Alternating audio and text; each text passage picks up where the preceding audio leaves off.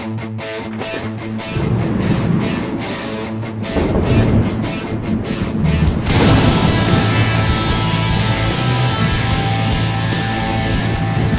there. Welcome to the No Shit Cast, flagship podcast, the X Factor Creative Network. I'm your host, Matt Frazier. Tonight's guest is Mr. Stephen D. Sullivan, an award-winning author, artist, and editor.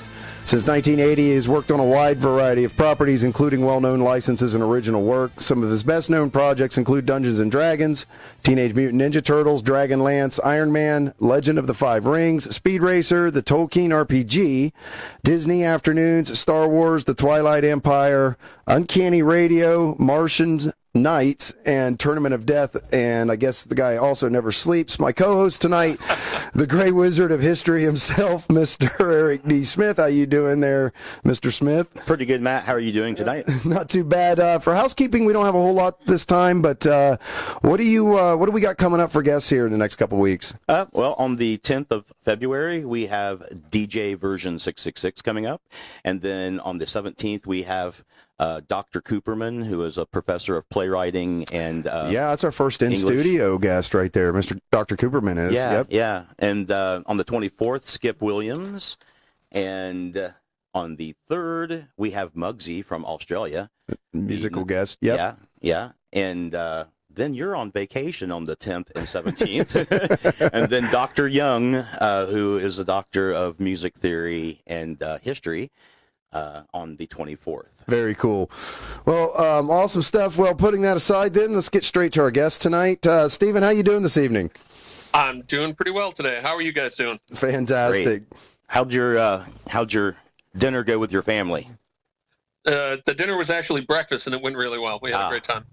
So it's my wife's birthday tomorrow, and so the house is full of our children right now, and we went out with her mom and her brother, and we had a really good time. And her brother's stepchild. It's like, how do we explain all these? Anyway, there were a bunch of us. We went out. We had breakfast. We had a good time.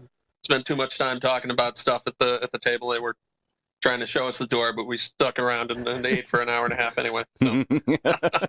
Sounds good. And then I came back here to discover I had no actual three-prong outlets in the room that I wanted to record in because the rest of the house is full of people making noise. So. Well, we definitely appreciate you being on the show and taking the time to do that out away from your family and stuff. We appreciate that. Thank you.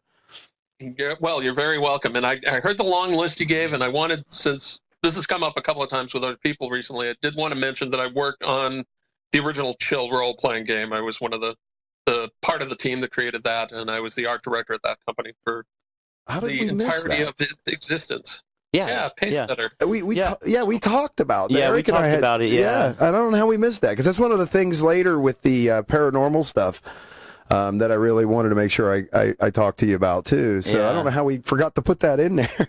Yeah. Cool. Yeah. If I hadn't been talking to someone about it online this morning, it might not have popped into my head as quick as it did. But that's something that we worked on in the middle of the 1980s, and I'm one of the things I'm really proudest of all the crazy stuff that I've done. And it's been a lot of crazy stuff because I've been at this. Somehow I've been at this a really long time now.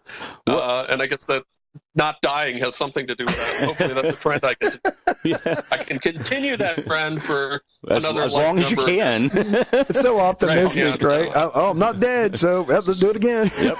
I'm shooting for 111. That's my goal. Right on. I want to get that Hobbit 111. So. Yeah, that's within the projected oldest age now. They project that about as old as you can live with current technology is 115. And they're putting mouse ears on mice and doing crazy stuff with DNA. You know what I mean? Who knows? I figure the longer I hang on, the longer I can live, and the more chance I have of being the head in the jar from Futurama. So. Exactly. Yeah. That's my goal right there. I want to be one of the heads in the jars in Futurama. There's telomere research, too, going on. Telomeres are the things that are at the bottom of your DNA that keeps them from unraveling, and you lose a little bit of them every time your DNA replicates. But there's actually a company that has been working on restoring those telomeres. I don't know. And that would be really cool. My worry about all that kind of super science, and I keep meaning to write a short story or something about this, but who has time? I'm so busy. Apparently. Writing other stories. All of that really cool stuff is only going to be available to super rich. And what we're going to end up with is an immortal class of billionaires. It'll be trillionaires probably by then. And the rest of us will be living in abject feudal poverty. So that's my fear. That's the whole precedence for that new Netflix series. What's it called? Altered Carbon. Altered Carbon. Yeah. Is that the very rich keep living over, and every time they live over again, they just accumulate more power, more wealth, and then there's just like them, and then if you're not one of them, you're sort of like a slave class. It appears. Well, so far, the only person that's got this telomere treatment is the head of the company that researches it. So a very rich and powerful person is the first person that's done this, and I imagine she will be in control of the company for quite some time. I don't know. Yeah. Don't you guys fear though that darn it? It's another one of my ideas that I've had for like 20 years and just haven't gotten around to writing. Someone has now stumbled upon and will make a lot of money while I sit here in abject poverty, staring at closets full of clothes. See, I'm one of those guys that believes it's going to be something like that, right? And then it's going to seem great for 10 years, but that's when the zombie apocalypse is going to start. It's because everybody went and screwed with their DNA, and the people that didn't won't have this problem. They'll just age and die, but the people that did are just going to all like start mutating into something. Just make sure. I'm so optimistic. Be our vampire overlords. Yeah, right. As long as it's just zombies, make sure when people die, you tie their shoestrings together. Yeah. That should solve most of the zombie apocalypse right there. Right, or you bury them face down, right? Because they're not smart enough to dig upward. Right. Yeah. That's like an old. I don't remember if that was vampires or there was some kind of monster. Maybe it was ghouls. Maybe it was vampires. Maybe it was zombies. That you buried them face down. So when they started digging out, they'd actually be digging all the way to the center of the earth. God, and they used to have tombstones that had bells on them with a string that went down into the grave. Yeah, in case in case people were buried alive, or to alert locals, I suppose, if anything was stirring unnaturally. Isn't that the whole point of the term wake? That period of time between when someone's dead and before you stuff them in the ground, you have a wake where you give them a period of time. Yeah, and you hang around with them for a while just to make sure. Yeah. And all that comes from before we had as good science as we have now, when people would fall into a cataleptic state or a coma or something like that and appear to be dead. Yeah. And then. Well, as Monty Python would say, you're not quite dead yet. Right, yeah. Mostly dead. Which, you get buried in the ground or crackle, burned up. That's a bit of a shock. Yeah. But and Poe was into that. I mean, that was, I remember that from a lot of Poe stories and Poe movies. There were the kind of the bell that will signal that I'm not really dead. In fact, there was even a Dark Shadows arc with that, really, in which Elizabeth Collins Stoddard, Joan Bennett's character, was buried alive, and she was afraid she was going to be buried alive, and she actually had this bell system rigged up, and eventually the bells rang. They came and got her. It was not like a little bell either. It was like church bells, as I remember it. So. Oh, wow! Everybody pay attention in the village. Right. Yeah, how the hell did we end up to have like a little cat door bell out in the middle of the cemetery? Help me! Help me! I'm sorry. It's the middle of it's 2 a.m. on a Tuesday night. No one's in the cemetery. Right. Just call back later. Sucks to be you. But hey, you can't be more prepared for death, I guess. Well, now they embalm you, right? So you're just dead. There's no coming back from that once they stuff you in the ground. Once they put the embalming fluid, unless you're Dr. Phibes, you're pretty much done. Yeah, that's it. It's over. So, man, I have to ask, where did all this start for you? Like, where did you get your interest in fiction of various nature and wanting to be involved with that and produce things like that? I've been a monster kid literally ever since I can remember. I don't remember not being crazy about monsters and anything that resembled a monster. And I think, like most kids, that probably starts with dinosaurs when you're little. I remember, one of my early monster memories is on my 5th birthday getting a Triceratops model kit, and that was the coolest thing in the world. And obviously by then I was already way into dinosaurs and could tell you all the then existent ones and that kind of stuff. And so I think my monster love grew out of that, but I kind of don't remember when it happened because it literally happened, well more than 50 years ago at this point. It's just kind of all my life. And it continued. And I happened to be lucky enough to be in the end of what I guess they say is the official Monster Kid generation, which is the generation that kind of grew up in the early days of famous monsters of filmland. Yeah, like the Universal monster movies. And the Universal monster movies and that kind of stuff. But there was kind of a whole monster culture back then. There was, the Monsters and the Addams Family were on TV when I was small. Yeah. There was Voyage to the Bottom of the Sea, which had monsters in it almost every week. There was Lost in Space. There was Star Trek a little later on, The Outer Limits, The Twilight Zone. All of those are from kind of that generation. And I was born right at the end of the 50s. And the late 50s and early 60s, there was just a lot of sci-fi horror monster stuff going on. And the Blob. Right, the Blob. And the Harryhausen movies, of course. Harryhausen's a huge influence on my life. Yeah. And Forrest J. Ackerman had famous Monsters of Filmland coming out then. And, once you found that magazine on a newsstand somewhere or a convenience store, which is where I think I first got it, it was like, oh my God, there are other people like me. Yeah. They want to hang pictures of Boris Karloff on their wall. Right. Wow. And then Dark Shadows came along right in that same time in the middle of the 1960s. And that was sort of like a vampiric soap opera, right? Right. Well, Dark Shadows had one of the main characters was a vampire. It started out as just a gothic soap opera in the kind of the tradition of Wuthering Heights, a rich family living in an isolated area where the governess comes in. I guess that's actually more like Rebecca. And their trials and tribulations, but it was struggling with that, and so they started introducing supernatural elements. And so they started with a ghost, and then they, for whatever reason, and this is kind of one of the unique, crazy things they did. There was the mother of one of the supposedly kind of orphan child turned out to be an immortal being called Phoenix, who would die in fire and then be reborn. Mm-hmm. So she showed up to kind of burn the house down and burn her little boy up and that kind of stuff. And then after that, I guess that was successful enough. They were literally on the verge of cancellation. They were like, well, we might as well try anything we can. And they said, well, let's do a vampire. And through a variety of basically dumb luck, in which the casting director actually took the person that the director hadn't said. It was like they had two people up for it. They miscommunicated. But the guy they got to play the vampire was Jonathan Thrid, who was basically just a stage actor in the New York area looking for work. And he played Barnabas. And once Barnabas came on the show, the ratings shot through the roof, and people started watching it like crazy.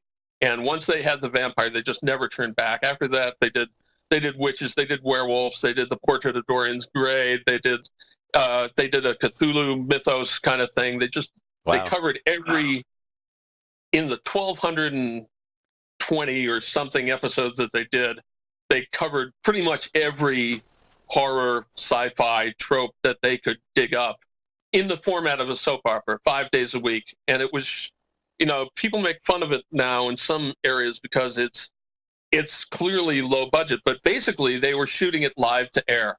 So they would shoot in one day. They had no ability to edit it pretty much unless something really horrendous happened. Then they had to go through a huge set of convolutions to do that. So it was always kind of one take, one scene, one take. We're moving on. We're shooting them in order. So the result of that is that sometimes it's very sloppy feeling by modern standards. But the fact is they were doing this 5 days a week for 6 years or something like that, releasing them almost immediately upon finishing them. And when was this? What era was this? This was, I think they started in 1966 and they ended in 72. Okay. But I might be off a year on either end. It was really the beginning of the technological advancements in broadcast television and stuff too. So they because they probably were they black? They were black and white, right? They started black and white, right. And then they converted to color at one point. And all of them are now available, I think, on Amazon streaming, I think for free.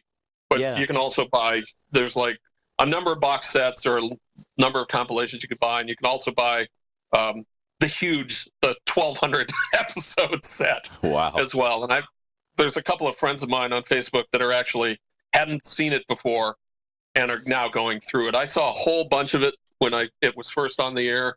It was broadcast originally in the Boston area early in the morning, which was bad for us school kids. But as soon as and I would actually, after I discovered it, I was like, oh, I'm sick today. I have a fever. Well, you're from and I would stay home and watch Dark Shadows occasionally. But after they moved it to the afternoon, it became a regular ritual with all school kids of like mind. And my brother and I used to rush home from school every day and get to watch it twice because it was on Boston and Providence. And they got out of sync. So it was like Providence, which was earlier, was a day behind. So every day you could watch an hour of Dark Shadows. You got yesterday's episode and then a new one. And we did that until the series ended. So you're a New Englander. Yeah. That's interesting. Yeah, I was born in Illinois, but I was raised in New England, in Sharon, Massachusetts, which is, no one knows where that is, but it's right next to Foxborough where the Patriots play. Oh, I know where it is. I had season tickets for 14 years to the Patriots. When they were good or back in the day? I started in Foxborough with Drew Bledsoe, to give you an idea. So that's when I got the tickets, and then I was with them all the way through and into Gillette, and I had them until about 11 years ago. 10 years ago was when I got rid of them finally. But yeah, I lived in New England between Massachusetts and New Hampshire. I lived there for 22 years.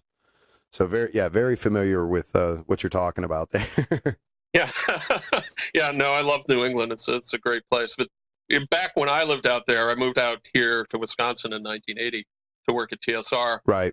Back in the day, the Patriots were like the poor fourth team.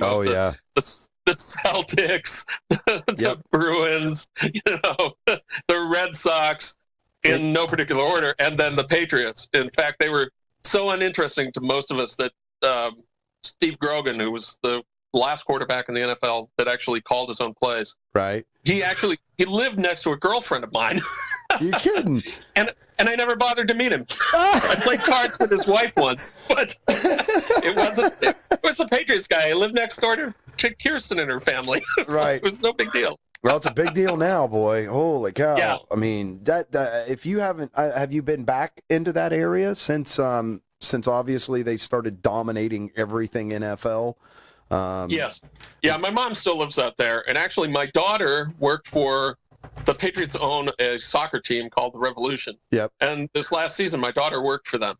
So no kidding, she just moved back out here. So sadly, she's not going to do the Revs anymore. But yeah, so I've kept up. I've been to the new stadium. Haven't seen a game there, but it's amazing. There's not a bad seat in that place. It's amazing. It's just, it's amazing. I can't say any.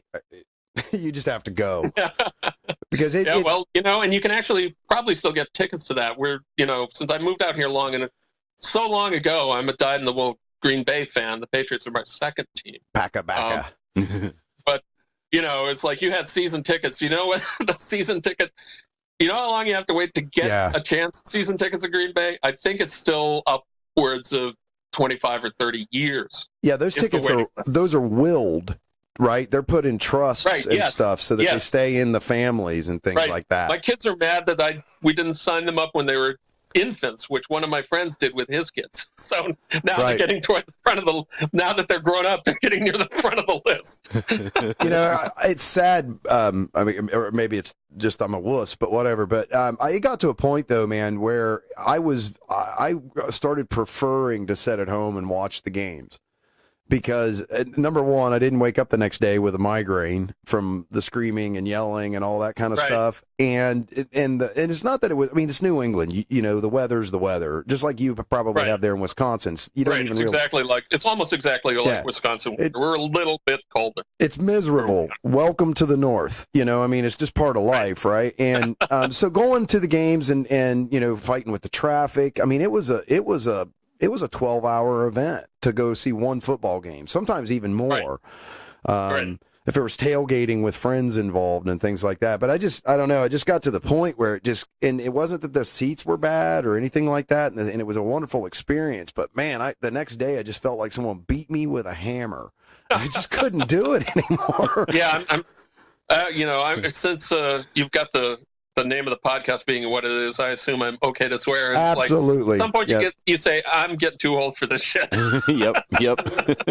So I understand. Anyway, I warned you we were going to digress. That's fine. Yeah, not a problem at all. And I'm good at. We moved from monster movies to football. Well, I didn't come here to talk about football. I'm good at getting back on track. I was wondering because I've actually never seen a football game in its entirety in real life or on TV, and I know nothing about it. That's why I'm being quiet. But so it's like a mystery to me. But what I was wondering though was like at this time that you were getting into this monster culture when you were younger and stuff. How much was that represented in comic books? I know that there was a lot of hero things going on in comic books, but did that monster culture? Was it able to be represented in that medium? Because I don't think there was a lot of pulp novels about that sort of thing, was there? The weird thing was that at the time was kind of, when I first started getting into monsters, was almost a gap in the monster comic tradition. Because EC comics were gone by then because of all the controversy with comic code and all that bullshit. And Warren had its line of creepy, eerie Vampirella, I think, was going at that point, but I was a little too young for that. But I did start right at the same time Dark Shadows was wrapping up. I started getting into comic books in kind of a serious way, and one of the reasons I did was because of Spider-Man 101, I think it was, that had Morbius the Living Vampire in it, and it's like, ooh, vampire, Spider-Man. Huh, cool. Two great tastes that go great together. Yeah. How could I not buy this comic? You got your vampire and my Spider-Man. You got your Spider-Man and my vampire. Yeah. And then, because of Dan Curtis and Dark Shadows basically created the kind of supernatural horror revolution of the early 70s with the television show, and then Dan Curtis did the original Night Stalker movie, which is still one of the best television movies. Oh yeah, Kolchak the Night Stalker series, and he did Dracula with Jack Palance and all this kind of stuff. Until he did Winds of War, Dan Curtis was Mr. Horror sci-fi guy in terms of television, and that was so strong that at the time, even the kids' books clubs had books that you would never find in a book club at school today. For instance, I have a book of true witchcraft spells and incantations and formulas that I got, I think, in 6th grade that has all this medieval stuff in it. It was like, okay, you cut the ear off a black cat and you boil it in the milk from a black cow at midnight, and then if you wear it on your thumb, you'll become invisible. And it has all these magic circles and inscribed things. I've got another one that's called Astrology and Other Occult Games. And these were from Scholastic Book Club. Yeah. Wow. Holy crap. People that are younger than me are probably going, how is that even possible? Yeah, but really. It was, because it was a huge cultural phenomenon. And right around then, at the start of the 1970s, Marvel got into horror comics as well, with Werewolf by Night and Tomb of Dracula, and could never put this comic out today. Well, they probably could, but only because it's that old. Son of Satan, and a whole bunch of other Tales of the Zombie and all that kind of stuff. And all that bloomed in the 1970s when I was, older age kid and into a teenager. That's really interesting, because to hear that from your perspective, being interested in that and living in those times, because I did my historical thesis on the Satanic Panic and first edition AD&D, and I started off tracing it back to the occult panic, the cult panic that was before that, where you had people like Ted Patrick kidnapping people off the street out of cults and reprogramming them, as it were, and right. all the cults coming in, like the Moonies, the Buddhists, and all of that, into what became the Satanic. We should point out that the Buddhists aren't really a cult. Right. No, that's true. But I mean, they were subsumed in what Americans felt at that time was cultish because they didn't understand the religion. So well, there were certainly cultish Eastern religions at the time. And in fact, when I was at, I think it was a New York City Comic-Con, it might have been a Marvel Comic-Con in the around 1974 or 5, I think, I almost got picked up by a Mooney girl and taken to the Reverend Some Young Moon's Unification Church for a meeting. This was a very cute girl. Yeah, wow, yeah. And I was a 15-year-old boy on the streets of New York City by myself, and this girl is like, "You want to come with me?" I'm like, "Oh, baby." Yeah, I mean, I'm definitely not saying that any of those religions are bad. It's just what people perceived at this point in time in America and stuff. And the Moonies are kind of nutty. Well, there's listen, you're right, because one of my favorite definitions. Okay, what's the difference between a religion and a cult? I give up. In a cult, somebody writes down all kinds of rules and whatever guidance, whatever they write down. Okay, and that person is still there to make changes. Once that person in a religion, it's the exact same thing except that person's dead. So now it's canon. Now it's solidified. So that's like the big and open for interpretation. And that's the big differentiator between what's a religion, what's a cult.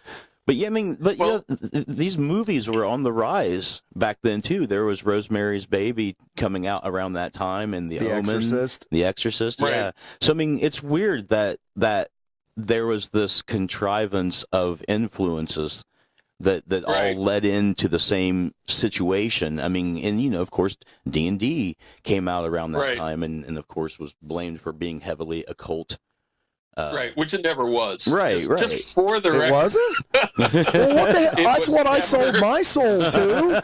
If it's well, I got there fairly early in 1980, and there was literally no one at DSR that was a devil worshiper, even a pagan at that point. No special basement ceremonial rooms or anything like that? There weren't. It was kind of an ongoing joke among us at the company until the people at the top started worrying about it too much. There was a pretty famous incident near, it had to be around 1981, where in the art department on the second floor of the TSR used to be, the creative departments were above the dungeon hobby shop on the second and third floors of an old hotel building that was literally falling down and had holes in the ceiling and stuff. But it was a cool place to be and very creative.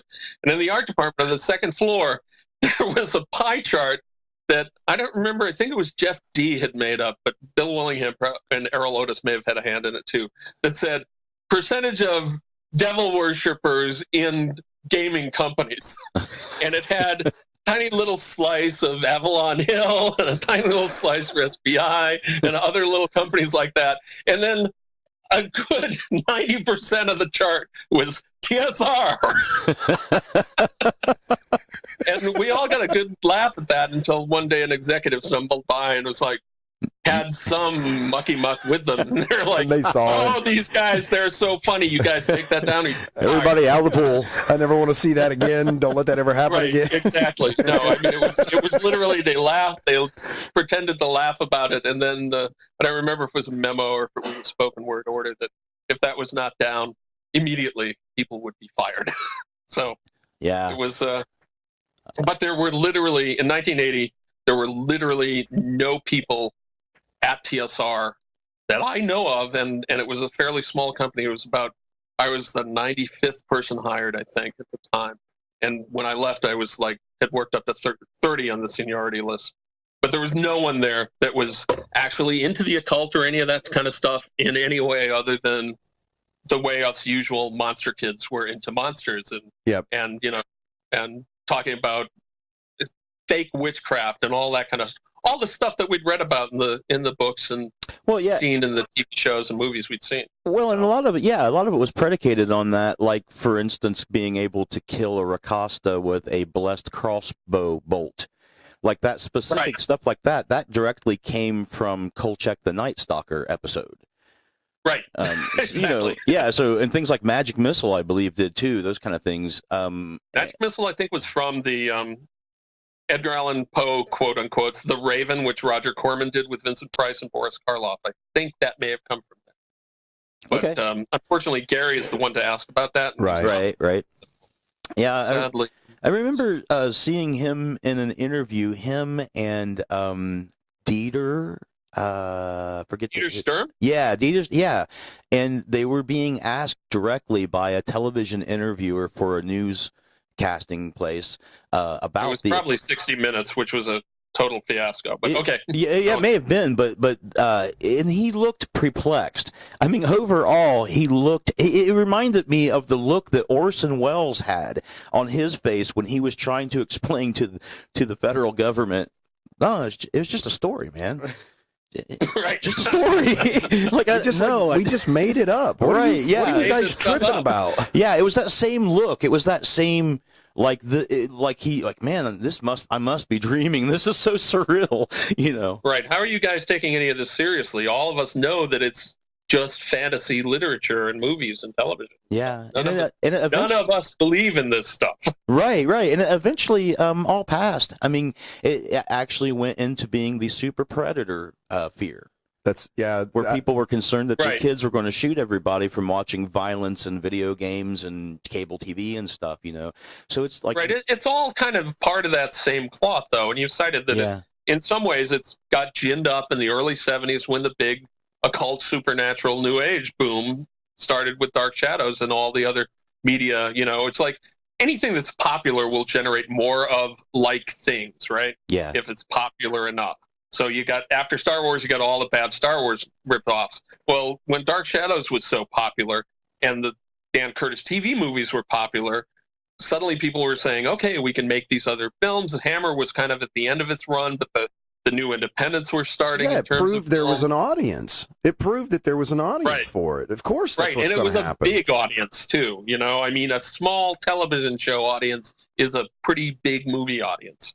At least back in the day. That's how we ended up with sparkly vampires. Remember, right? Because vampires suddenly became a thing, and then it just kept evolving and evolved. It went from Interview with a Vampire all the way through to metrosexual, whatever that movie vampires, is called. What is the name of that movie? Twilight, right? Twilight, yeah. To the Twilight stuff, and in some ways you can trace that right back to, again, not to harp on Dark Shadows, which is my favorite TV show, too much, but a lot of that traces back to before Barnabas, vampires were the bad guys, but Barnabas was a vampire who didn't want to be a vampire. He was cursed, and he was sympathetic, and he was. The women in the audience really loved him. So he would do bad things when he was a vampire, which wasn't always the case. They cured him and then re-inflicted him a couple of times over the course of the series. And they gave him the tragic love backstory that Dan Curtis then gave to his version of Dracula, which has been subsumed into all Dracula. Dracula now is, I think, probably believed by most of the public to have been a prince of Wallachia who had a tragic love affair and his wife died, and he's looking for the reincarnation of his wife.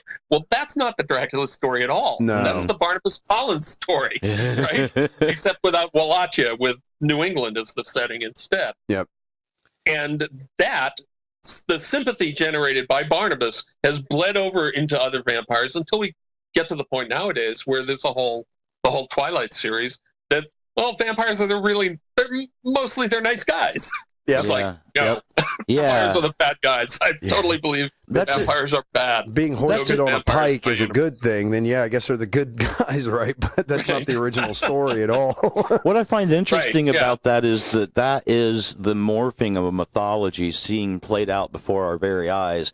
Like Joseph Campbell always talks about how you need to update your mythology, and the way that you would do that is through the eyes of the artist, since they're your direct metaphysical connection to that sort of thing of mythology. So it's interesting to watch artists play with myth like that and create what is essentially a new paradigm myth. Right. To be enjoyed, that updates it to like modern times, that makes it, it keeps things like the vampire in context, makes with it relevant. Who we are, right. In the same way that George Romero, when he took his ghouls for Night of the Living Dead, which were not called zombies at the time, but that became the new zombie paradigm, and people barely even remember the I walked with a zombie traditional, white zombie kind of zombies anymore. Yeah. When people say zombies, they don't think of a whole bunch of plantation workers out there doing the fields and grinding the mills and that kind of stuff. Now they think about people that want to eat your flesh, and that's all George Romero. Yep. Brains. I never knew that. I didn't realize I'm old enough now to have watched all of this. So the entire modern interpretation of zombies is all because of George Romero, is what you're saying, yeah, right? far as near as I can determine. Okay. Before he turned it on its head back in, when was that, 1969-ish?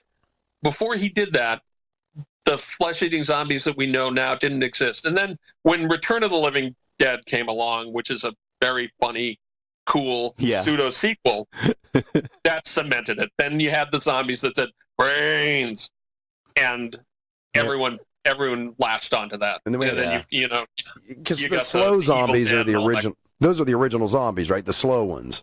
It's not what they now call slow zombies. Yeah, but they were basically, zombies were traditionally, they were slaves. They were people that you'd killed and or drugged, depending upon whether you believe a supernatural and non-supernatural. Like in Serpent in the Rainbow. Right, which is actually a movie I haven't seen all of. I need to go and get that off my shelf and watch it. Oh yeah, it's really good. It's really good. Apparently, Twisted. The guy who wrote the novel, I'm not sure. Somebody associated with that novel is from our university. I seen it in the I work at the library there, and I seen it in the shelf. We have like a special shelf for people who have wrote books who graduated from there, and it says cool. Serpent in the Rainbow. So maybe an editor or perhaps the writer. I don't know. I'll have to look into it. Cool. And there he is, see? the gray wizard. No, see, I digress too. I randomize variables too, just like nature. So over time, just if you're still kind of tracing my evolution, I moved from fantasy and horror in the 1970s. I branched out into science fiction and true fantasy. Got completely hooked on to Tolkien, like everyone my age. And then that was what I was into for a long while. I was still interested in monsters and science fiction, but Tolkien and fantasy were it to me. In fact, they were so much it to me that I refused to play Dungeons and Dragons for 2 or 3 years. I had friends that were playing it, I think literally from 1974 or 5, right when it started. And I watched them do it and attended a couple of gaming sessions. They were like, hey, you want to do this with us? And I was like, oh, no, that's just bastard Tolkien stuff. Yeah, it seemed like a derivative, right? You were a purist. Yeah. Is that what it was? I was a Tolkien purist. Yeah. You felt it was being somehow adulterated in the game. Yeah, it was a total. Right, exactly. Adulterated would be the wrong word. Or at least a derivative that you didn't want to waste your time with when you had the pure stuff. I mean, I was a Tolkien purist for a couple of years. And then I met a girl who was into Tolkien, who was the sister of a dungeon master, and that lies the beginning of the end. It's always the same thing. It encroached too close to you, and you got sucked in. So. Yep. Yeah, I started dating her, and I started running D&D pretty much at the same time. Well, I'm looking at a factoid here, right? I think, is that on here? Something about MIT? You ran one of the first games at MIT? I actually, with my friend Marty Serkin, who's going to probably be at the Super Bowl tomorrow, or at least his family is, because he still has Patriots tickets. Marty and I were, so far as anyone knows, and certainly as far as I know, the first people to ever teach D&D at a university. So you were teaching. We taught it at MIT. We taught D&D to people because it was a class. We were teaching it, it was a class. Yeah. How the hell did you? How many credits? Yeah. Okay. Right. You can't just run away from that. You have to let me finish. Okay. Can you come to here? Can you come here and run it, please? I could use a few extra credits at the. I got one more semester. I'm thinking I'm old enough now that if I need to fall back and figure out something I can do in my old age, maybe I'll start running D&D games again. But the classes were at what MIT called the High School Studies program, and it was kind of a gifted high school students programs that they ran on Saturday mornings. And Marty and I would we designed and taught a class on how to play D&D and stuff like that in that time slot at MIT, which was pretty cool. And I think it's, again, we weren't teaching MIT students per se, but we were teaching at MIT for MIT. It's still very cool. To high school students for D&D. Yeah, I know a lot of people can say that A, they've taught a class in a role-playing game, or B, that they did it at MIT. Right, yeah. And I think it was 78. I'd have to go back. I probably still have my ID, my MIT ID somewhere. I think it was about 78, somewhere in that 78, 79. That's a really interesting school, huh? Oh yeah, MIT is a great place. So great place. It was. We used to digress a little more. No, please. This was back. The MIT had a building on one of the far edges of the campus called the Artificial Intelligence Lab, and my friend Marty, who was one of the original computer kids, I just didn't quite. I could have been, but I chose to look elsewhere. Yep. But he was heavy into computers, made a lot of money in computers later in life. But at the time, he used to work at the AI lab and hang out at the AI lab, even though I don't remember if he'd even graduated from high school at that. It's like a year younger. In the AI lab, they had Zork, which was the original I remember adventure. Zork. Text-based game. Everyone remembers there was a game called Adventure, and there was a game called, and then Zork was, I think, the outgrowth of that. And in order to play Zork at MIT, you had to go there in the middle of the night because to get the computer time, game right? that you could now play on your phone literally took enough computing power that only 4 people, I think, 3 or 4 people could play it on the entire mainframe computer at MIT without tying up the whole computer. So you couldn't play it during the day. So we would go up to MIT the night before, go to the AI lab, play Zork all night, wired on Coca-Cola and Oreos, and then teach D&D the next morning. That's awesome. That's the thing. That's a great prep for class. Yeah, that's a great prep for class, too. Like, really gets you in the mood. It was also creepy, though, because the floor right below the AI lab was entirely occupied by the CIA. Oh. And their job, when I never saw them, but everyone knew they were there, and their entire job was to spy on the AI lab to see what they were doing. Wow.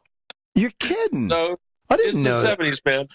Yeah. Wow. Shit going on. And wasn't it the CIA that raided Steve Jackson's games? I think it was probably the FBI. Yeah, FBI, that would make a lot more sense, right? Okay. Unless he was like running the game in Kabul or something. No, what it was is Right. they were working on a supplement for cyberware and hacking, and they thought it was potentially a real document.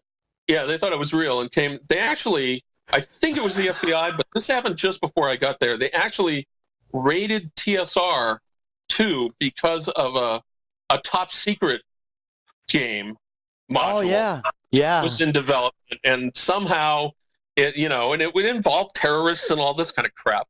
And somehow the government, whether I think it was the FBI, but I could be wrong because, like I said, it happened not too long before I started there. They actually ended up coming to TSR and kind of raiding the place and talking to the designers and that kind of stuff. It was like, okay, what's this terrorist plot you guys were involved in? We're like, oh no, wait, game, time out. I can see somebody coming in and saying, "Well, we've got some interested parties that want to learn how to play this game." Right. You know what's Okay, yeah, so I don't remember if it was an assassination of the president or what the game thing was. Merle Rasmussen could probably tell you. yeah, But it was one of these. Oh no, we are not involved in that at all. this happened in I think it's in California. There was a company out there that was designing and had released like a Call of Duty style video game. Mm-hmm. And in there, it was I think it was on their like second floor. They had a mannequin that was wearing all of the combat gear that you would have in the game. Okay.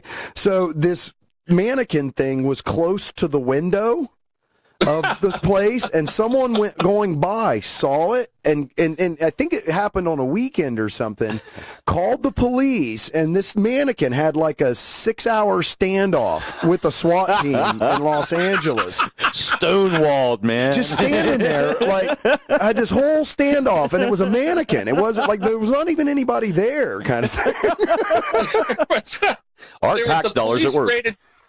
Raided the third floor TSR one day because there was being collectors of all things like this. There were toys around, and one of them was a plastic machine gun. It may have been an AR-15 or something like that, and it was up on the third floor. And it's unclear to this day whether the person holding it actually pointed it out the window or whether it was just moving by the window with this plastic automatic weapon.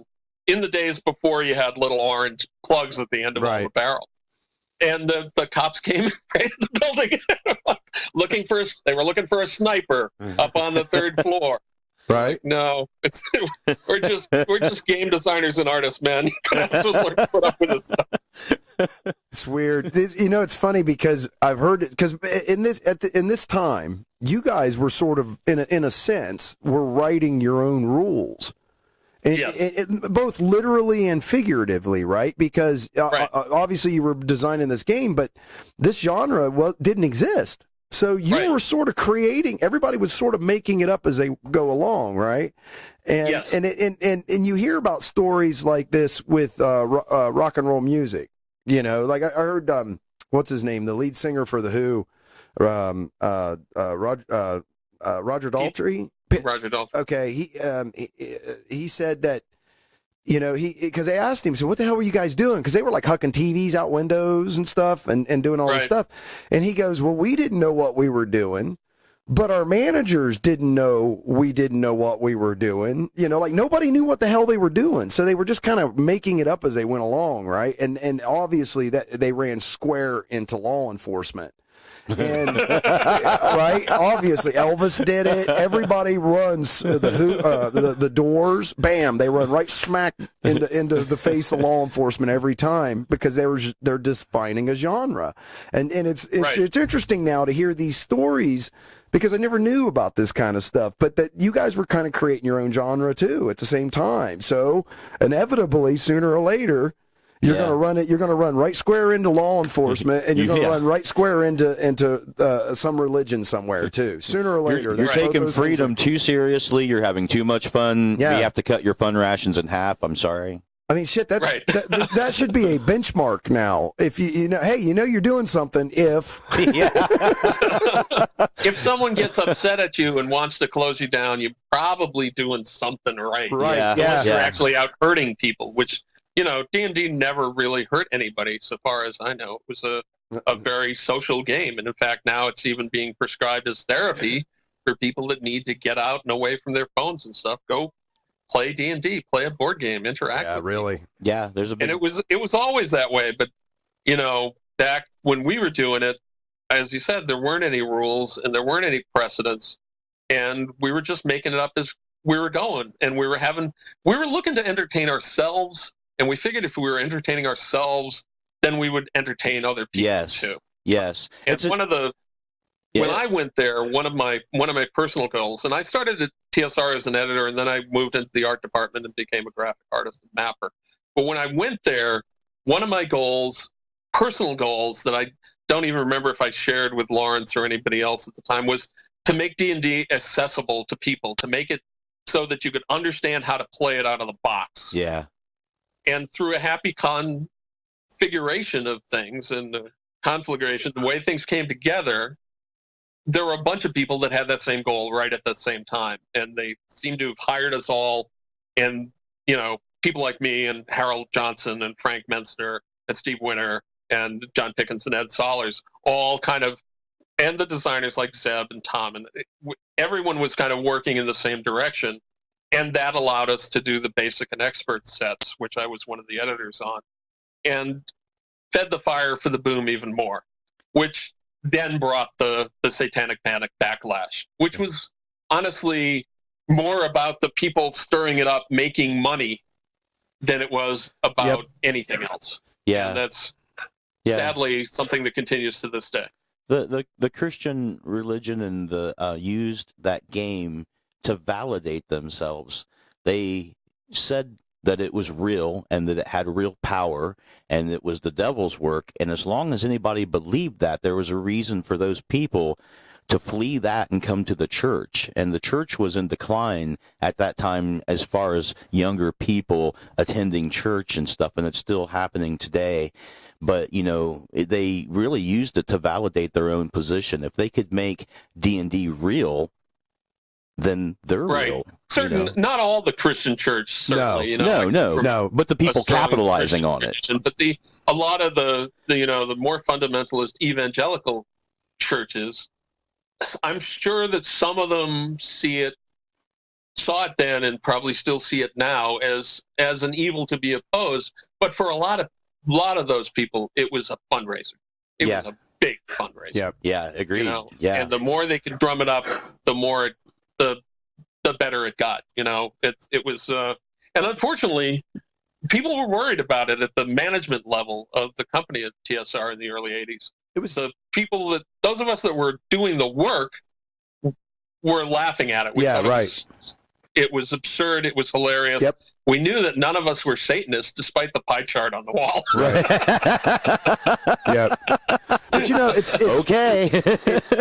We had, I think it was Jim Ward was talking to us about this, and I guess because it wasn't he the one that said, "Well, we'll just change the names." Yeah. And he said, and that was like that just stole their thunder. Yeah. Because anything beyond that then had to be implied. Well, I mean, that sets up what I was saying about legitimizing their side of that, people that were capitalizing on it. As soon as you take the power away from them to say that it's real and thus validate themselves, then they have no more use for it. And they just move on to something else. Yep. Right. And then, and they went from that to the satanic daycares and that kind of stuff. And did you know those people were eventually completely exonerated of that? Yeah. Yes. I just found that out not too long ago. The McMartin daycare people, I think. Oh my God, those poor people.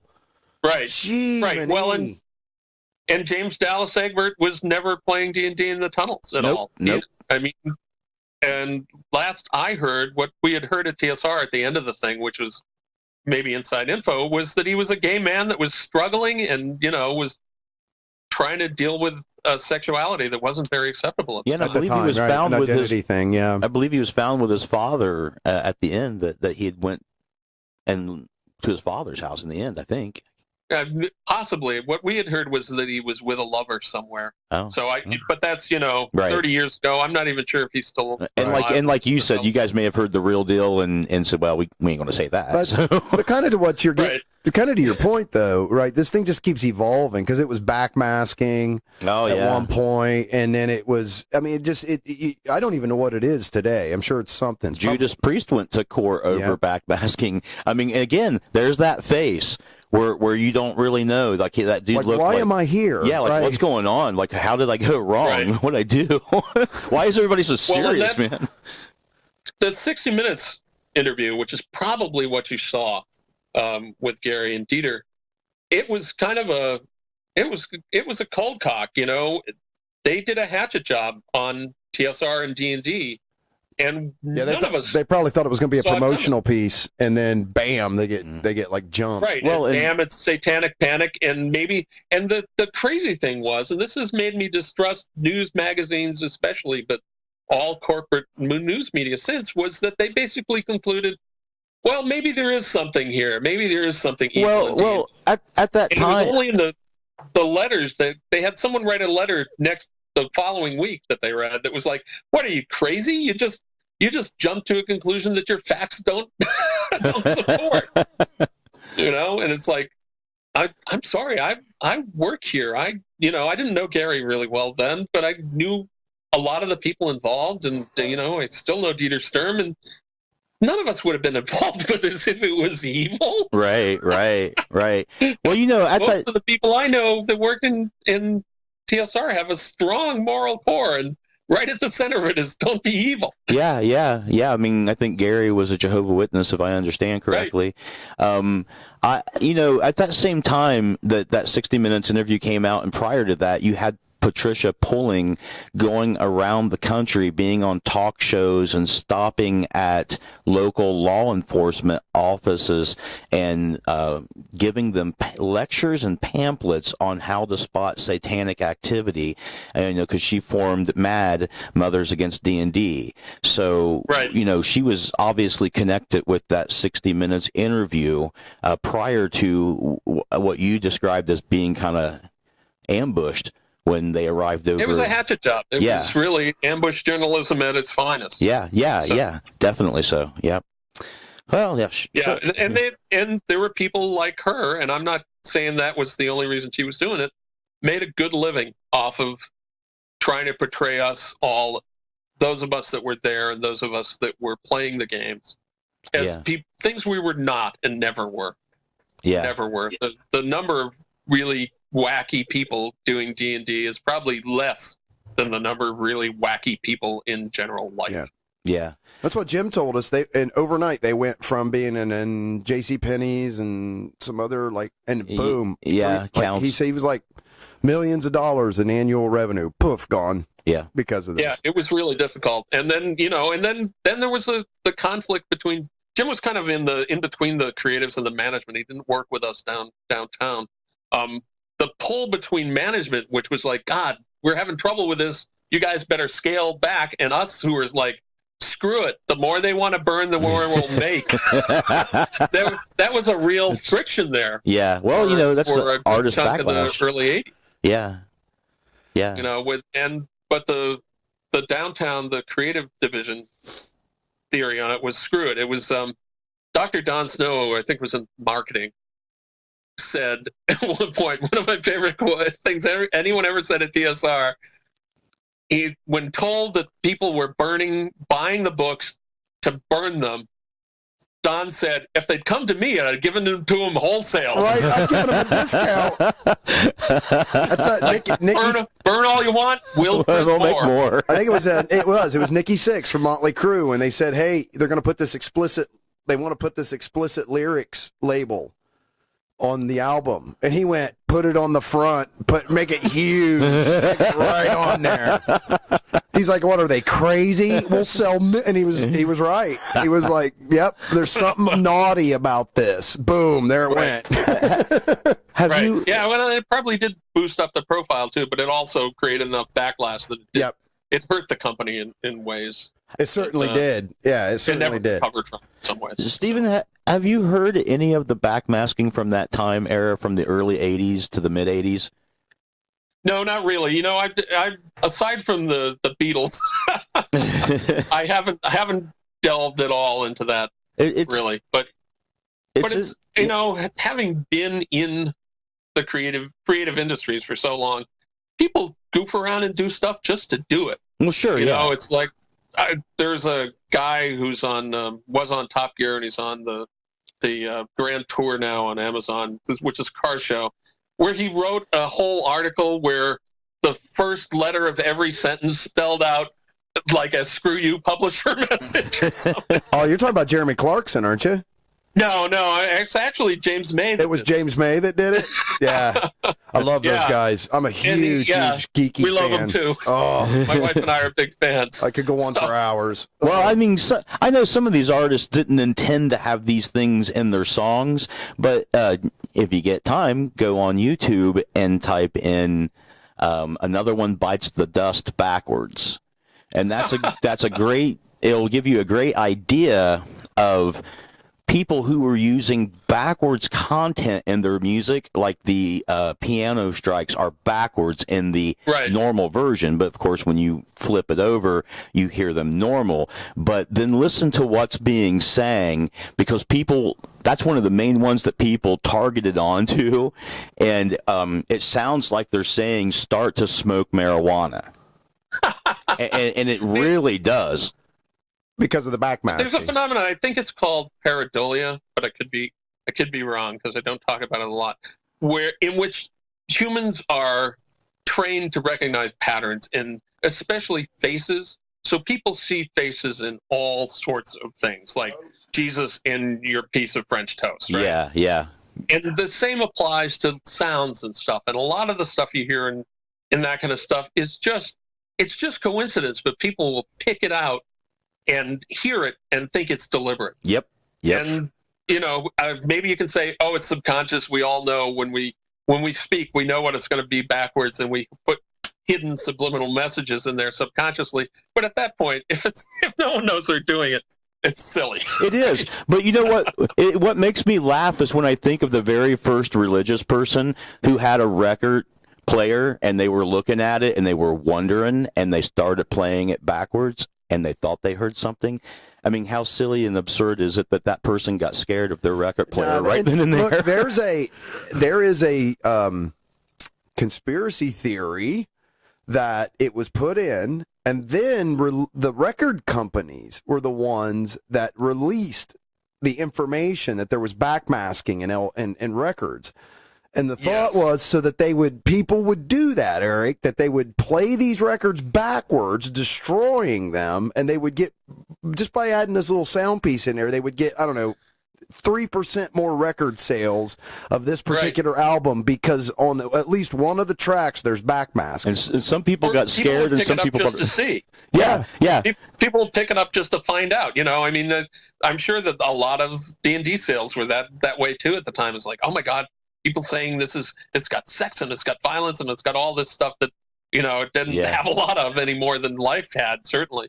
Yeah. They'll pick it up just to find out. And I don't know. I'll admit I'm that kind of person today. If I hear, oh, this scandalous thing, I'll go, okay, let's see what this is about. Yeah, you just sold one to me, whatever it was. If it's scandalous and somebody in authority says I shouldn't have it, yeah, I want two.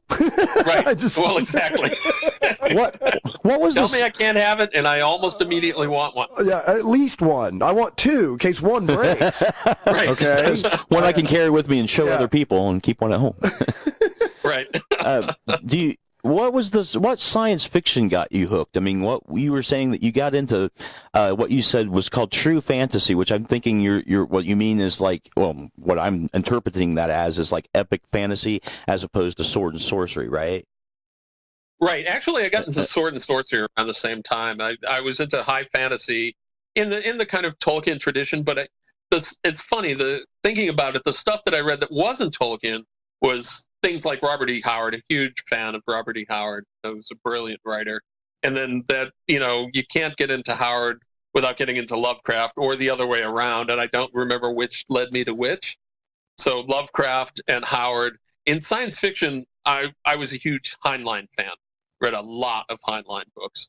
Some Asimov, some Arthur C. Clarke, but a lot of Heinlein books. Wow. And he remains. Stranger in the Strange Land is one of my favorite books. It's right up there with Lord of the Rings. The era of I Grok Spock. I Grok Spock, exactly. Yeah. Okay, exactly. that's esoteric. I used to have a T-shirt that said Grok on it. So yeah. Okay. And then I would wear it places and forget I had it on, and people would go, "Oh, I Grok Spock," and I'm like, "Yeah, okay, me too." Like, why did they say that to me? And I was like, "Oh, I'm walking around with a T-shirt that has a big Grok with an exclamation point on it." Okay, me too, weirdo. So, all right. How did they know this about me? So what exactly? They grok you.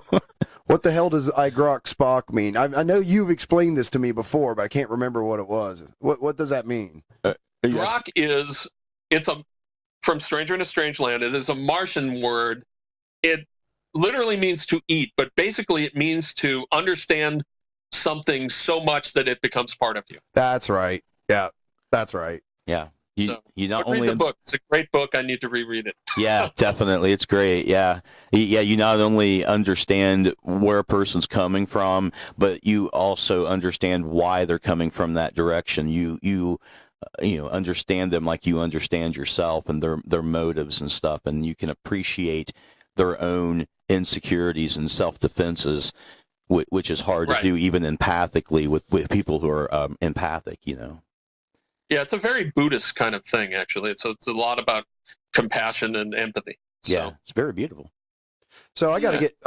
One of the things I was watching today before the interview, Stephen, was you were talking on a podcast, or you were on either that or you're on a Skype call or something, and you were going into detail about work, about grit and work, and just sort of what it takes to get something published. And I think Eric told me this, you have somewhere around 30 plus novels that have been published.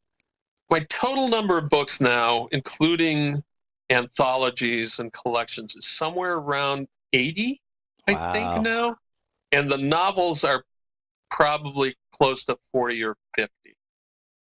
Oh. And I didn't set out to like make big numbers, but there was a point where I was earning a lot of my income writing novels, detective novels. I wrote for a very famous boy detective series for a while until that company was bought up by a big company that then threw everyone out of work. I'd probably still be writing those today if that hadn't happened.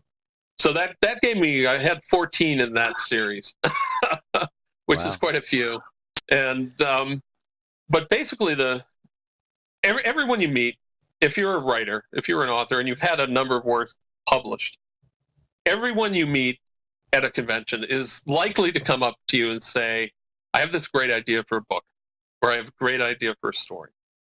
And those of us that do this for a living have taken to saying to these people, well, then write it. Because the thing that distinguishes an author from people that are not authors is that the author actually does the work. Yep. In order to get published, what's the secret to get published? Well, first you have to write something. And whether that's a short story or whether it's a novel, you have to actually do it before you can actually become that then. I mean, sometimes when you're following a life path like I did, you move from gaming into comics into novels, and it kind of all flows a little. But in order to get any of those writing jobs, writing books, I actually had to write a book.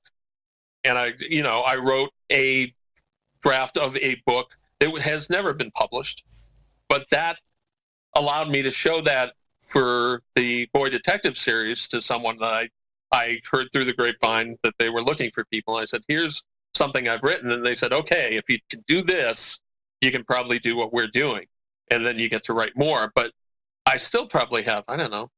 Well, I've got 6 Frost Arrow novels that are unpublished and 2 fantasy novels, 3 if you count the one that I wrote for TSR Hasbro that they never published and the rights reverted. So I have a lot of unpublished books. Man, but still, it's prolific though. Like that's a lot of writing.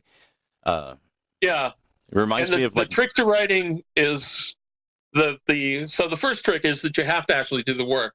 The second trick to writing is ass in the chair. You have to sit down and do the work. Yeah. And there's no shortcut to it. Right. You just have to do it. And sometimes you're facing a blank page, and that's terrifying. Hopefully there are tips I can give you. You should keep a notebook. Keep a commonplace book or some kind of set of notebooks, or keep notebooks plus I use the Google online service a lot to keep notes on too. So using Google, the name for it is just flashed right out of my head, even though I use it constantly. It's not Google Word, but the Google Drive?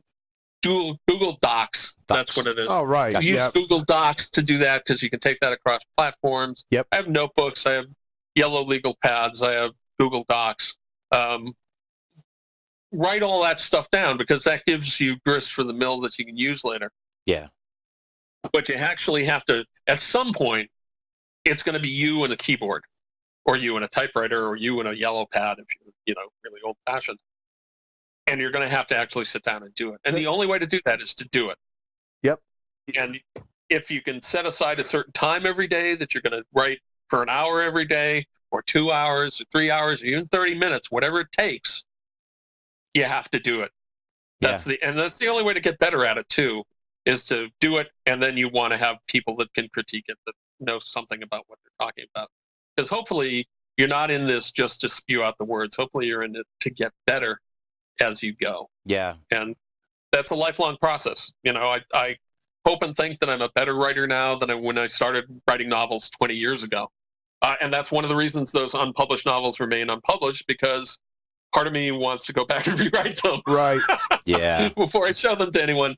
So I'm now starting to think that's a futile pursuit, and I should just, if they're any good, I should put them out there and just say, hey, I wrote this 20 years ago. Check it out. Maybe you'll see what I liked doing in it. So. Yeah. And I think the stories would still be valid. The ideas are probably still just as good as they were. Maybe your prose has improved and how you deliver that or something, but I bet that the kernel of the idea would still be appealing to people who like your idea modes. Right. Yes, and that's very true. And I'm finally shifting around to that.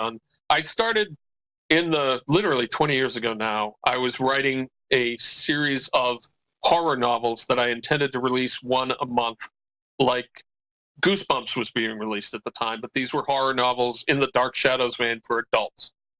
And I actually wrote 6 of those. This was right around the time that Stephen King, it was right before he started doing the serialized novels that he did. So the time was really right for it, and the agent I had at the time totally failed to sell it. And so they ended up sitting on the shelf.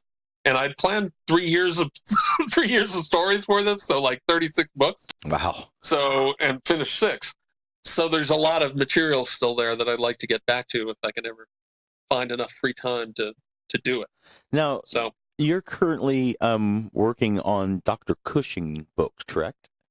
Right, yeah. They're currently serialized on my website and on my Patreon, which I'll send the stuff to you as it comes out, which is CushingHorrors.com, is Dr. Cushing's Chamber of Horrors, and it is a classic monster rally novel told in serial form, and it's going to be a full novel length. It's somewhere around 90,000, 100,000 words or more at this point.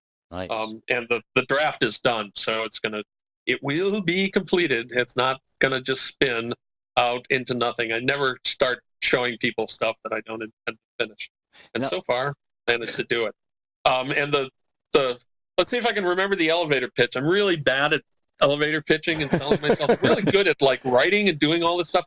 I'm crap at promotion. The elevator pitch is a vampire and a mummy battle over an eccentric family business that just happens to employ a werewolf in Dr. Cushing's Chamber of Horrors. Awesome. And it's all high points.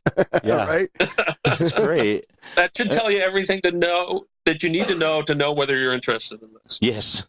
Now, are you doing something, like I was reading on that site that you mentioned, are you doing something on Super Bowl Sunday that's involved with the writing, or did I misread that?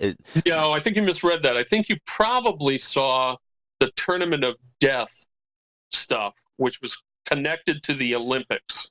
Okay, and yes. For 4 consecutive, well, actually, I might have missed one. Yeah, I did, because I had a day job. During 4 consecutive previous Olympics, during the Olympics, live during the 16, 17 days of the Olympics, I wrote a novel live online. I thought that was day, cool. I really did. Every day I wrote a new chapter during the day, edited during the day and evening, and then published it sometimes at 3 or 4 in the morning.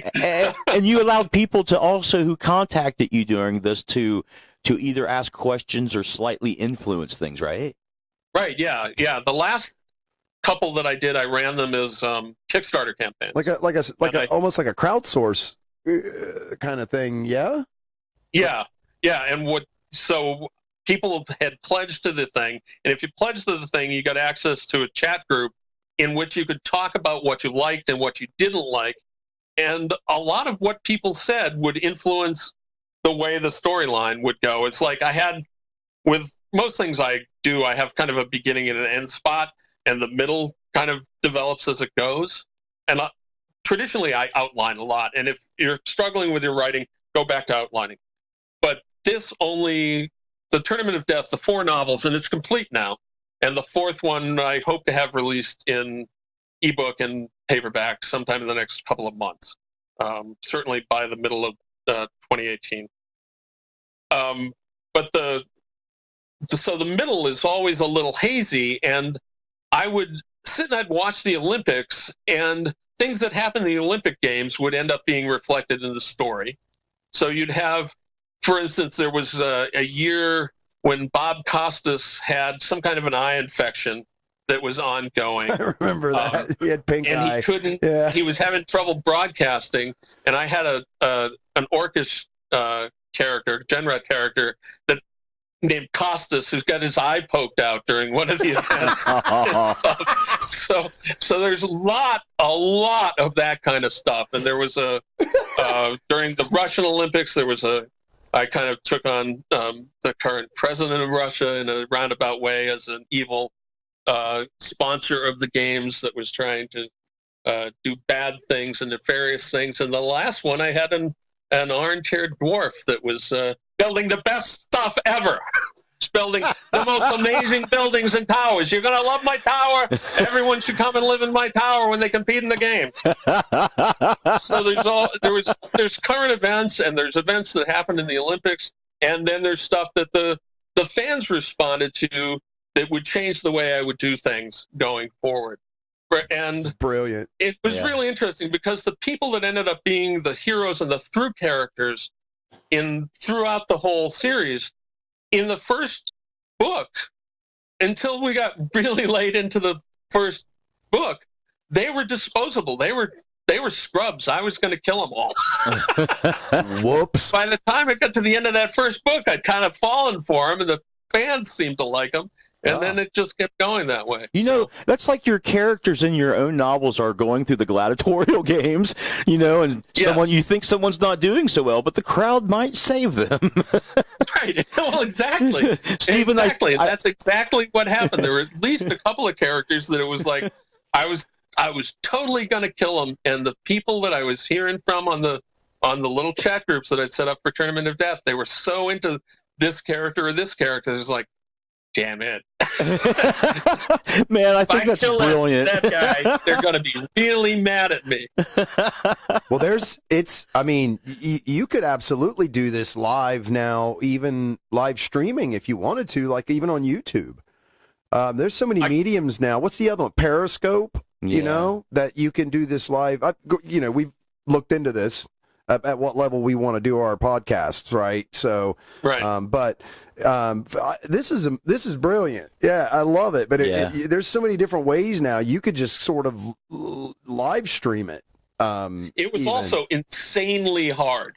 All that, to try to maintain any kind of train of thought when you're getting bombarded. And the thing is, the books get getting longer as I went on. As you try to incorporate all these things. It's 16 days. If I can write 2,000 words a day, that's 32,000 words. That's the size of a Nancy Drew or Hardy Boys book, right? I could do that, right? I could probably do that. But the first one I think ended up being 40,000 words. The second one was 50. The third one was 60. The last one was like 80,000 words in 16 days plus the closing ceremony. So 17 days. Wow. A complete novel written and delivered one chapter a day. That's unique and it's brilliant. And it sounds like it was probably the most fun you'd had, and it sounds fun. I don't know. It was always fun, but it was incredibly exhausting too. Wow. And I'm really relieved wrapped up the story and I don't have to do it again next week.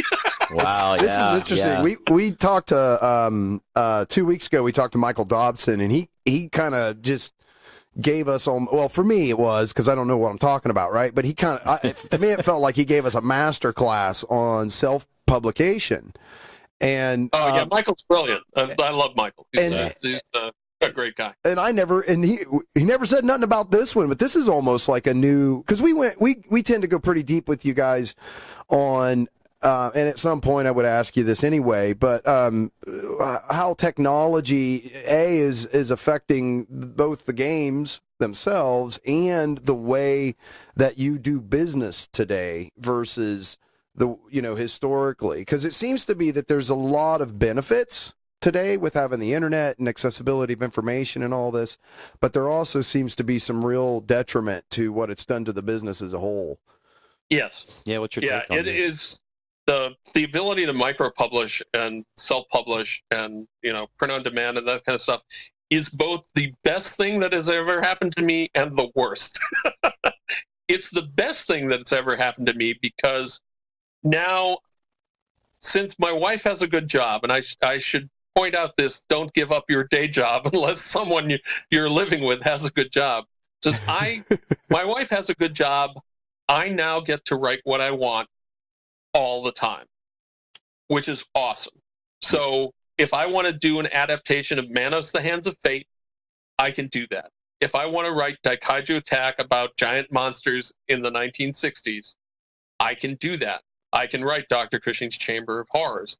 And I don't have to worry about selling them, which was, honestly, to digress a little to come back to this, I got out of comics because I was tired of pitching, only to have someone say, you can't do a Tales of the Zombie because XYZ has reserved the zombie at Marvel. You can't do this character. Right. This happened to me again and again and again. And I've always, if I'd lived in New York or on the East Coast where it had direct access to the publishers, it would have been much easier, I think, to continue doing comics. But I got tired of doing comics not because I don't like comics, because I love doing comics. If you said to me, I'm going to give you some money, do a comic, I'd be, hallelujah, I love doing comics. Let me contact some of my artist friends. But I got so tired of having to do that pitch thing. And there was a point, again, it was about a little more than 20 years ago now, where I was on the edge of comics, and I'd done quite a few successful comics, but they'd stopped doing the color Teenage Mutant Ninja stuff that I was writing at Archie. I was writing for Mirage, but we were all working for Archie. So I'd stopped doing that, and I was pitching for Marvel and DC, where I had people until they started consolidating. And there was one day where they literally fired everyone I knew at Marvel. Wow. It was a bad thing. Wow. It's a bad thing when you wake up, and it was, I was working for their Disney line, and suddenly, but through the Disney line, I knew some other people, but they closed the Disney line, they fired people I was working for, and they fired everyone connected to them, which was just like, oh, this is terrible. But I was in that treadmill where I was pitching stuff and then kept getting it turned down, not because it wasn't a good idea a lot of the time, but because someone else had dibs on the character that was already deeper in the system than I was. Yep. And at some point, right after I'd written my first Boy Detectives novel, I went through this process again, and I said to myself, and it took weeks, and a little light bulb went off, and I said to myself, in the time you just spent trying unsuccessfully to do this, you could have written a whole nother novel, a short novel. And I was like, aha. Right. I'm going to stop, and I'm going to start writing novels. So at that point, I started writing. Right around then, I did the Frost Harrow novels, which were they were supposed to be a new adult supernatural horror novel every month. That was the plan. And if someone wants to do that, they're there. Come to me. We'll work out terms. So I switched because it was just too hard to play that game. The trouble is that not too many years ago, it got that same way with novels, where there was consolidation, where Bertelsmann was buying up things. This is the point at which they bought up the Boy Detectives. They fired the editor that had been there more than 20 years. They replaced her with her assistant, who had little enough experience that she would say to me, can we do this? And I would say, yes, we can do this. We've done this before. Then they got rid of her and got someone else in. And at some point right around then, they got someone in that didn't care about anyone that had worked with them before, because that person was a social climber, and they were using that editorial position to aim for another editorial position they want. And literally said, at that point, they literally said to me, don't call me. I will call you if I have it. And then you're frozen out. Yep. Anyway, so that happened with books too, largely because of the consolidation and the competition. And then ebooks came along at another level of competition. Yep. But at the same time, ebooks and print-on-demand books also freed everything up. So suddenly, because my wife is an assistant director at a library, we spent a lot of time advancing her career and it's a secure job. suddenly I can write what I want, and I don't have to look for publishers.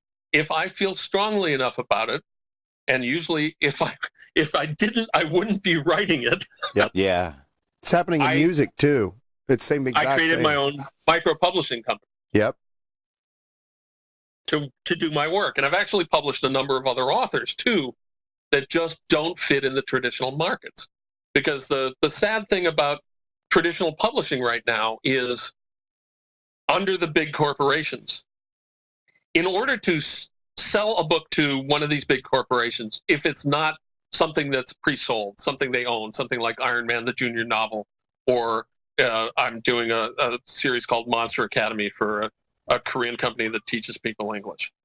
If it's not something like that that's pre-sold, you not only have to bring them a good book, and I'm not even sure they care it's good anymore. You have to bring them a platform.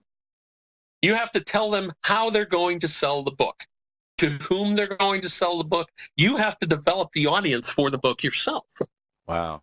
Before you sell it to them, to which I and many of the people that I know say, why? Well, then what are you here for? Yeah, yeah. Why do you need these people? So they're only looking for slam dunks. That's Right. about it. Yes. Whereas before, they would look for promising things that they could nurture and grow into from seed to tree into something that bore fruit. Yeah. But that generally is not happening anymore, at least not in the same way. They're looking for the A-list. So Stephen King will always have new books. Joe Rowling will always have new books. Any one of your franchise players will always have new books. But the chances for those of us that are in the middle list or doing stuff that's maybe not quite so popular now, like giant monster books, there should be a huge demand for those, but there isn't. Yes. Well, everything We're kind of left out in the cold. It all goes in cycles, though, right? And Yes. and we've seen Godzilla movies in the theaters, giant robot movies in the theaters. So the genre is fighting to stay alive. King Kong, right? Yeah. And it may be alive in some areas, but not in novels. Is the other thing. Yeah. Too, Yeah. The King Kong Godzilla franchise is going to go pretty well, I think. The Universal Monsters franchise is struggling a little more. But if you want to see what it could have been like, you can read my books, which they're not copies, but they're homages in some ways, but with a kind of a more modern sensibility. The same way as The Tournament of Death, in some sense, is a classic fantasy novel, but in another sense, it's a very modern take on classic fantasy novels. And it has a very different attitude. Yeah, it's updating the mythology again. You're updating the mythology to be relevant. Right. And one of the things that people get hung up on, especially in fantasy, is the language that is used in fantasy novels. To which I always say, well, Tolkien wasn't writing in Tolkienese. Tolkien was writing in the style of his day. So to demand that I or Jim Ward or Gene Raby or anyone else we know write like Tolkien, that's like saying you should write like Shakespeare. Shakespeare was not writing in some weird old dialect. He was writing the language of the streets in his day. Yeah. It's like people being outraged that Lin-Manuel the guy that did Hamilton, had done. And I just fumbled his name. Sorry, dude. We love your work. No worries. I'm not going to be able to get it out of my head because I'm babbling here. But we love your work. The people that were outraged that he'd done a musical that was entirely kind of rap and hip-hop based. It's like, well, it's about time. Yeah. Right? Wow. And it's a brilliant musical. So stop fighting. Let people use the tools that they have available, and let people be who they are. So when you read my fantasy novels, people talk like they do today. They don't talk like they do in the 1950s. Unless you're reading, my Canoe Cops versus the Mummy, which is set in the 1950s, in which case the people talk like the 1950s. But the narrative style is still totally modern. My son just turned me on to this new medium because you were talking earlier about your illustrator friends, right? And where they're taking like it's a narrated graphic novel. So think of like a slideshow, but with voice actors. acting, and and then so people are doing this now, and then they take these and they put them on something like Patreon, and to support the production and all of that kind of stuff, and are growing these fan bases now, completely like under the radar. This is all, this is like, National Lampoon times 1,000, right? Because there's all kinds of stuff like that showing up over there now, from art. I've seen some people's personal, like, artists. Boris Vallejo I support style. a lot of artists and people like that on Patreon, people that are doing little animations and that kind of stuff. I support a number of folks, people doing podcasts that I support on Patreon. It's another one of these wonderful crowdsource, democratic with a small d, put the decisions in the hands of the people that are interested in it thing going on. Now, you asked about the downside. The downside to this lack of gatekeepers, to the fact that everything is available and anyone could do it, is that in the old days, before it became all about the slam dunks, you had people that were gatekeepers in the best sense, in that they would go amid all this coal and find the diamonds in the coal pile. And that is becoming increasingly difficult. Yeah. And it's, as someone who is crappy at publicity like I am, it's something that I struggle with. I'm doing really good work, but not a lot of people are seeing it because I don't have an advocate that is out there saying, hey, see Steve's new stuff. It's like Universal Horror meets Hammered, written by Stephen King. You'll like it.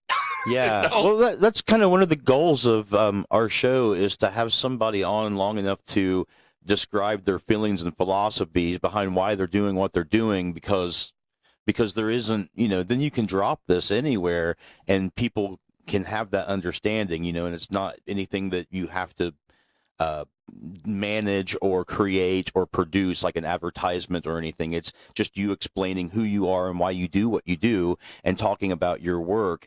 And hopefully that's the goal, is that people, when they listen to this, they're doing so because they have an interest in you as an artist, and hopefully establish a closer tie between who you are and what you do. And I'm always willing to do this kind of stuff and talk to the fans and get feedback and engage. That's something I feel is completely worthwhile. It's the kind of, I'm old enough and I grew up in, kind of a New England family, and my wife's family from Wisconsin is the same way, where you don't blow your own horn. Yeah. It's crass. It's not something you should have to do. Your work should speak for itself. Yep. And for a long time that was true, but now we're in a situation where people want you to be both the huckster and the creator. Yeah. And I know some creators that are really good at that, but a majority of us aren't. We're introverts, at least at some level. And if we wanted to be extroverts, we would have been extroverts, but we don't. I want to stay home. My goal is to stay in my house and produce art and writing that other people can enjoy. Yes. Things that I like to do myself, things that I like to read. So I love giant monsters. I wrote a giant monster book. I did the Manos book because I love Manos, and also because I thought maybe the people that enjoy Manos might enjoy some of my other stuff. And people know Manos. That was my lame attempt at publicity, but at least I won a major award for it. Yeah. I'm doing Dr. Cushing because Universal monster cycle has kind of sputtered. They're not quite sure what they want to do. I'm doing the kind of stuff I'd like to see them doing. Right. And I know there are a lot of people that feel that way. Yeah. And hopefully some of them are listening to your podcast. Yeah, I think, a lot of the people who have been on have expressed these same concerns and relevant issues as it applies to their own situation. And, I think everybody agrees that we've had on the show that there's a need for the artist to have a direct connection with people in general. With the real world. Like directly, like through mediums like this, or through websites, or like how you were doing with writing that novel live and stuff, because the inverse of that is that there's some sort of an agenda or there's some sort of fence around you, like you pointed out, that's geared to keep you headed and into a situation that's going to provide trade and money. And that's not the spirit of an artist. I mean, you get to do what you want to do, and I bet your work is 10 times better because you get to do what you want to do than because someone's contracting you out to do what they want you to do. Right. And I'm not saying that the Legend of the Five Rings books that I wrote, which again won another award, that those aren't any good. No. And they are good, and I try to put all my soul into everything that I create. Well, yeah, there's things that people can... But in some sense, there's more of me in Daikaiju Attack than there probably is in all of those detective books I wrote. Oh. And the same goes for the Tournament of Death. If you want to see what I think, what my soul says fantasy should be, read the Tournament of Death. If you want to see what my soul thinks giant monsters should be like, read Daikaiju Attack, which I might retitle because enough people have said the title is putting people off. They don't know what it means. Call it Giant Monster Attack and it'll be fine. It's a Giant Monsters Attack book. I don't know, man. All of my kids are huge anime fans and stuff like that. And it has its own cult following, if you will, that kind of stuff. So, right, it's always a fine line, and like I said, marketing is my kryptonite. You know, if someone wants to take me on as a marketing project and not charge me any money up front, you can find me at sdsullivan.com. That's what Michael Dobson was saying too, because there is a level at which the corporate entity becomes necessary, because not everybody can do all of this stuff. Right. Not everybody can, there are, like you're saying, you're sort of validating that here by saying, some people just aren't real good at self-promotion. And then there's Kim Kardashian, who can... It's my kryptonite. I'm pretty good at podcasts. But aside from podcasts, I suck. But then there's people in this world like Kim Kardashian, who is famous for being famous. That's it. That's all that woman has ever done, is be famous. She has no product at all. She sold the hell out of it. Right. So it's like there's this weird, the internet gives you, the technology gives you the ability at both extremes here, but everybody's on the same field now, and go. Right. Yeah. And hopefully people can figure out what's gonna work for them and what's gonna attract them. And podcasts like this, and then Monster Kid Radio, and the other podcasts that I do semi-regularly, that's part of it. But part of it is, the reason I do it is not for that. The reason I'm talking to you guys is not for promotion. It's to share and be part of this community, which is a community I love. And I've obviously grown up and grown somewhat old in this community. And I was a kid when I started. I was the second or third youngest person in all of the TSR creative division. I was older than Jeff D and Diesel and Paul Ritchie, I think, maybe. But so I was really young, and now I'm kind of one of the graybeards. But that's literally true, though. Jim Ward's more gray than I am. Frank Menster is more gray and has a much bigger beard. But I've been with this community for a long time, and honestly, working at TSR and working at Pacesetter afterwards, which was a subset of TSR, those were the communities where I really felt like I fit in, where I wasn't so much the square peg. And today, those communities exist in things like you guys and the Monster Kid community too. And I want to share and enjoy being part of that community, and that's why I do podcasts. Yep. We appreciate that too. We really do. We appreciate you bringing that past experience into this today and sharing that with us, because that's what makes the interesting conversation. The experiences that you have in life that lead up to what you're doing and why you're doing it. Right.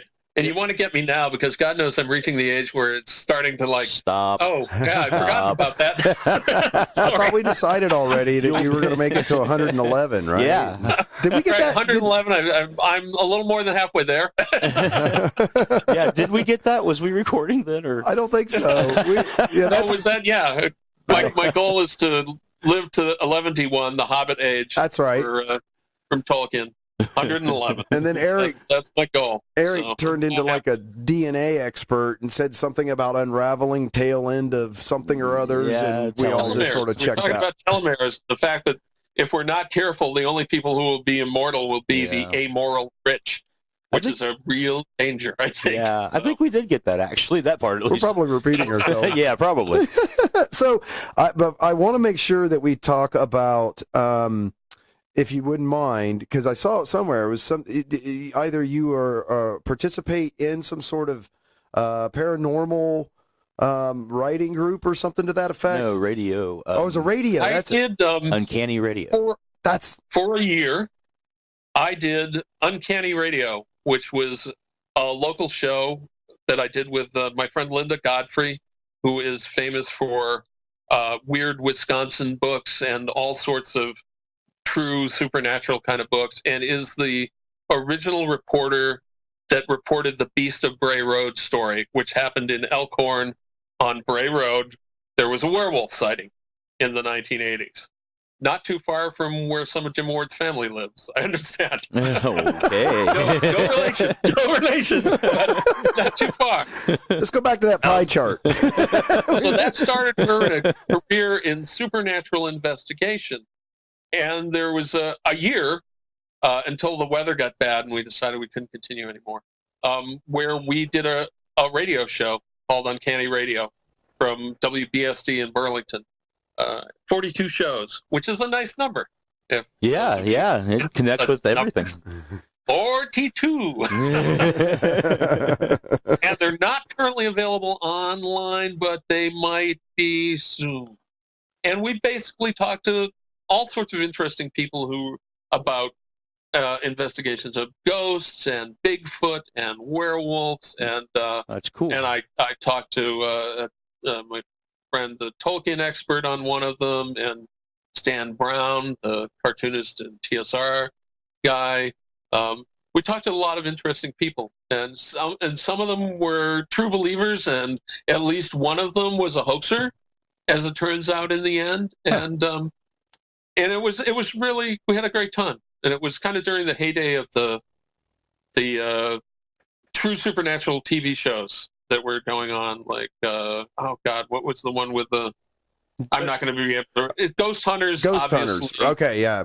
But there was the Destination Truth, and a number of these other shows that were kind of going on at that era, and we were trying to convince NPR or somebody that this would be a really cool thing to do nationally on an ongoing basis. Huh. Sadly, like my idea of doing serialized novels, it was an idea ahead of its time. Yeah. I've seen this pop up. There's somebody in southeastern Ohio that's doing like the tales of the the spectral locomotive and the tunnels, and has all these haunted places, and they're doing like a whole series of stories. They're just sort of like narrated with pictures, but they're fascinating because I didn't know about. Are they doing true stories, or are they doing? Yeah. These are legitimate places and legitimate claims. These are the lore of that area, and it goes way down into like the coal mining areas and stuff like that of down into southeastern Ohio. And there's a very rich Appalachian tradition, because that's sort of your cutoff point, right? When you start getting into more like the mountainous regions there. But there's all these interesting heritage type stories that are they're all well known to the locals, but no one's really kind of put them down per se. So that's cool. So this guy's like going through and doing these this series where he actually goes to these places and then takes high res imaging, pictures of it, and puts like a real. So it's like the Brothers Grimm, but in the digital age. Yeah, but with legitimate folklore, and that guy's going to fool around. You watch, he's going to fool around here, and this is going to turn into something where he starts going around to other places and doing the same thing. It's going to become a thing for him, and it's just it's just a hobby. It looks like. It's just something that some guy's doing himself because it's something he's interested in right now. Yeah, it's kind of a modern mythology and folklore is really interesting to me. When we were doing Uncanny Radio, I described Linda was Mulder, I was Scully, from before they did the kind of Mulder Scully switch that they did at the end of the X-Files. Right. Yeah, because it's backwards so now. She was the I want to believe. I was the I'm a little dubious about this guy. But it was a really good dynamic, and we did a lot of interesting stuff in those 42 episodes. So I'm hoping that someone will be maybe reviving those and putting them up on iTunes soon, because it's not something I just don't have time to figure it out. But one of my podcasting friends has been talking about maybe creating his own little network, which would need new shows, and then I don't think we'd be doing new ones, but maybe we could get the ones that are there back into a place where they can all be heard. Some of them may still be accessible on Blog Talk Radio or something like that, but most of them are off in the ether right now, just waiting to return. Isn't it amazing, though, just the sheer volume or catalog of information we all have access to today? With being able to look up old television shows or any, even local broadcast stuff, like kids shows from Boston are being archived and put up on YouTube. Right. I was going to ask you, Stephen, did you ever see a sci-fi kids episode called Space Giants? I've heard of it, but I don't think I've ever seen it. It has a kid named Gam, and his mother and father are both robots, and he is too, that turns into jet airplanes, Goldar, Silvar. It's very strange. that's yes, I've heard of it, but that's actually from post my childhood. My childhood basically ran, I was born in 59, so my childhood ended in the early 70s, and I kind of missed that whole Transformer Voltron binge. That was when I was dating by then, so he was interested in other things. Giant robot, or I can go out with the girl. Right. Yeah. Okay. No worries. He was studying anatomy at that point in time. So yeah, exactly. Practical anatomy. That's exactly applied anatomy. I'm sure. And biology. Applied anatomy and biology. All robots have an end. So no, but I did see the original runs of weird things like Space Angel and Clutch Cargo and those kind of strange shows, as well as the way they have horror hosts still. They used to have kiddie show hosts locally, and we had Major Mudd, who was an astronaut, who used to the people would come out in costume or in persona, and then they'd introduce the little segments of cartoons and whatever else was going on and stuff. And that was kind of a lot of fun for my childhood. I think people miss that. The days of, 157 channels and nothing on now. Yeah, right. Yeah. The great thing is that so much is out there and so much is available, and things that literally I spent probably the first 40 years of my life developing this huge research library in my household that now has been entirely supplanted by the internet almost. Right. Like you don't even hardly need, do you reference it much anymore at all, or do you just automatically go to Google? I go to Google a lot, though. Honestly, one of the things I keep returning to is that goofy astrology and other occult games book that I got in grade school. It has a great section on how to read tarot cards that I've actually been using. Wow. And that witchcraft book too. If I need real historical witchcraft spells, that book is still around, and I can yank it out and look and see what the magic circles look like, and what the magic squares and all the other crazy stuff that's in that little book that they would in no way let near a school at all now. Never mind sell it to you on a monthly basis. And you're building a career on it. I mean, basically, right? I mean, you've sort of, that's crazy. Does that book talk about the Rider-Waite deck and a Celtic cross spread? Is that what it does? It have something different? Yeah, actually, that's I think one of all the pictures of the Rider-Waite deck, and I think it has a short form and a long form, and I'm not sure the Celtic cross is one of them. Okay. And in the Cushing Horrors, I'm using the short form tarot, which is a 5-card read. So, but I just picked up another book on tarot too. So I used to be a professional tarot card reader for 6 years on a psychic line. That's why I ask. Cool. I have very mixed feelings about those kind of things. I think that I am not fond of psychic readings because I think there's way too much that involves just simply cold reading people, which is a technique that magicians and mentalists use. I think Eric's about to become very controversial here and tell us. I also believe that sometimes that using a deck or some other method to focus your concentration can allow you to see things in yourself and in other people as a therapy. Maybe you would not have seen without that deck. Yeah, sure. So how did you do it, Eric? Well, we did it on a phone line in a cubicle. Okay. So were you actually laying the cards out in the cubicle? Were you actually doing the readings? Yeah, I had a Rider-Waite deck, and I did a Celtic cross spread, and I did readings that would be for the next 12 months, because after 12 months, the variables would be too many to read, and I would emphasize that you didn't that it's just a suggestion to the probable course of your life. That the whole reason why you're getting a reading is that you can make changes. And I would start shuffling the cards, and I would say, when you feel the time is right, let me know, and I'll stop shuffling. And then they would say, okay, now, and I'd stop, and then I would start reading the cards in a Celtic cross spread.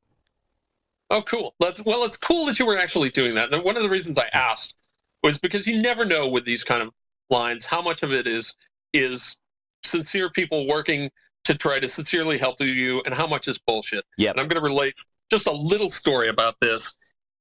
When I was at TSR, there was a guy named Michael, and I'm spacing out his last name right now, who had come from New York. He was an editor in New York. He worked on a number of magazines. And one of the things he had done out there was he was one of the editors of True UFO magazine. Right, which was kind of a big deal back then. It was, that was early 80s, was one of the spikes in UFO sightings and stuff. So True UFO magazine was kind of a big deal. And one day I said to him, we were at TSR together, and I said to him, so Michael, all those true stories you had in True UFO magazine, how did you get those stories? How did you collect all those stories? He was like, oh, we made them up. All of them, huh? They made them up. They made them all up. They were doing the same thing that the Weekly World News was doing. Yep. So, and he said he had an I Feel Terrible story about a really sick kid who had written to him, who was, he was possibly a terminal kid that had written and said, my mom keeps telling me I should believe in God, but I'd rather believe in UFOs because they'll take me up and heal me and I'll be better. And I don't remember what Michael might have written back to him, but it was like, oh, God, we're writing all this fake UFO stuff, and this kid is counting on us to save him from cancer. Right. Yeah. So you got to be wary of that. I definitely understand. There was people that would sometimes sit beside me that would just be talking with people. They declared themselves as clairvoyants so that they didn't have to use any medium to work with for the divination process. And then literally I would hear them just saying crazy stuff to people, just telling them whatever they thought off the top of their head. And, 98% of the people that called in, every question was either about love or money. Okay. Right. So like, does he love me? Is she cheating on me? Am I going to get this job? If it wasn't in that percentage, it was something truly bizarre. Right. It's like, I saw this squirrel the other day on my grandfather's grave, and I think his spirit entered the squirrel, and he was trying to communicate with me. Oh, I'm telling you, this one lady called me, and she said she had 12 kids, 11 of them were animals, and that each of them spoke a different dimensional language, and that she had a book filled full of holistic remedies that was written in 12 different languages of a dimensional quality, and that her kids were going to decipher this book, and that the book contained all these remedies and stuff, right? And she went on and on about this for a couple of calls, and then finally, because we could only take 3 calls, I'm like, well, ma'am, what is it that you want from me? And she says, well, I need to know what Merlin looks like. Me and him have both incarnated several times in several lifetimes, and I have no idea what he looks like. That was her question. Okay. Right? I know. Right? All right. Off we go. Seems oddly specific. So like I said, well, sometimes this stuff can be helpful, and talking to anyone that's sympathetic and wise can be useful. Yeah. You have to be aware that there are people out there that are, how do you get those true UFO stories? I made them up. And, as an author, I appreciate that. Right. But as a skeptic and a scientist, I'm not too thrilled with it. Right. Yeah. And, most of these people, they really only needed the same kind of advice you would really give anybody in these same situations, And that was the majority, right? Yeah. It wasn't, there was no mystical quality to it. And in fact, even the cards would reflect as much. They would say, at some points halfway through a reading, I'd be like, well, are you looking for a job? No, I was just thinking about this. I heard this job or something, or they would say, it was strange. And then you would have this conversation where you would say, well, you need to go out and you need to apply to these places and not be feeling like you can't do this, and a lot of times it just turned into a psychological conversation about life. And just giving them encouragement. Yeah. And sometimes validation. They wanted to know that they wanted someone out there to know that they had these beliefs about psychics and stuff, and that they cared about the advice that psychics gave them, maybe more than their doctors or lawyers or family would give them. Yeah. Right. Just because we validate something they believe in. Well, which, brings you back to, in some ways, to kind of wrap this around into advice for writers. How do you get to become a writer? You sit down and you write. How do you get a job? You sit down and you look for jobs. Yeah. Right. Yeah. It's the same thing. Everyone wants to tell a story. If you really want to tell the story, you gotta record it on somewhere. Yeah. Use, voice recording to put it on your computer, or sit down, put your ass in the chair. Ass in the chair. That's what really counts. Yep. Even when you don't want to. Oh, here's another bit of advice that's from me through Gene Raby, or the other way around. Gene and I both say this often. One of the tricks of being a writer and doing it consistently is you never park on the uphill slope. You always park on the downslope. And that means when you're writing, when you're going to have to pick it up again tomorrow, you don't stop when you run into a problem. You stop when the road ahead of you is all downhill and you can see where it's going. Because by the time you get down to the bottom of that next hill, when you hit the next hill and it's a problem again, you're going to have built up enough momentum to get up the next hill. Sure. Yeah, that makes sense. Yeah, that's interesting. Park on the downslope. It's funny. I'm a big fan of Joe Rogan, who's a comedian and a podcaster. He's a really popular podcast, and to hear him talk about comedians, and it's not what it's sitting down at a computer for 4 hours a day at a whack and writing. And if you can't write, you write about something, is what he says. But you have to write. Yeah. You just have to do it. It's an applied. It's the same thing when you're doing papers and researching papers and stuff. If you don't start off researching and get that going, papers write themselves. It's the research or story idea, I think, that you got to come up with, or at least for papers it is, you got to research. And then by the time you have all that information inside you, you can't hardly help but to have that cathartic release of writing it all out. Right. And there's times when I literally write to get things out of my head so I can work on something else. Because this one won't leave me alone. It's like my brain is too jammed up with this stuff, and I have to get this idea out so that the idea that's log jammed behind it, which is the one I need to get at, is actually accessible. Maybe there's and it pretty much always works. If you sit and you start, remember, everyone writes shitty first drafts. Everyone writes shitty first. But it's getting that first draft out that allows you to revise into a better second draft, a better third draft, and a better final, however many drafts that takes. Some of us, it might take 3 or 4. I almost, I just sent Jim Ward a story that I wrote for him in the Dragon Scale anthology that he's doing. I generally do 3 or 4 drafts writing. I had a friend, a late friend who died a year and a half ago, who was one of the best travel writers in the world. He wrote stories that he got paid as much for a 1,000-word story as I get paid for a 10,000-word story, right? He was really good, got to go to amazing places, stay in in hotel rooms that were bigger than my house and stuff. And he literally rewrote his pieces 40, 50, 60 times. Yeah. And they're only a couple of thousand words. Wow. Some of them is more than 100 times. Just finding the right word, the right phrase, the right transition. The flow, the structure. So it's different for everybody. Yeah. But the trick is getting that first crappy draft down. And if you do enough writing, the first drafts do get better. My first drafts now are way better than they were 20 years ago. But there's still, even if I show someone my first draft, which I pretty much never do, they'll go, oh, this is pretty good. And then I'll look at it. And by the time I'm done with track changes, the whole page is red and deletions and all this kind of crap.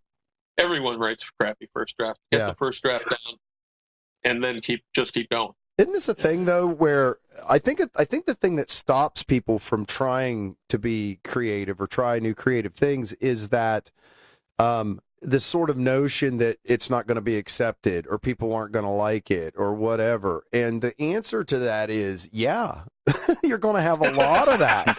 And if your poor little feelings can't take it, then you probably don't want to get into being an artist, but you got to toughen up because a lot of the first stuff you do is going to be shit.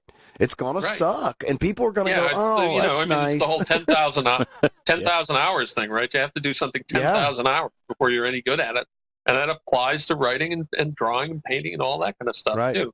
Now, I can, I'm a pretty good artist, but I could draw for another 100,000 hours, and I probably still would never be as good as Larry Elmore is. Right. But you can get to the edge of your own abilities through practice. And then you have to know where your failings are, what you can't do.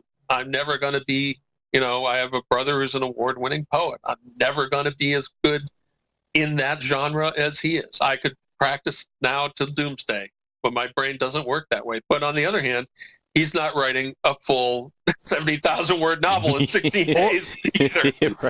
Or the thing that really sucks is to become extremely proficient and very good at something does not mean at all that you're going to have any kind of success with that.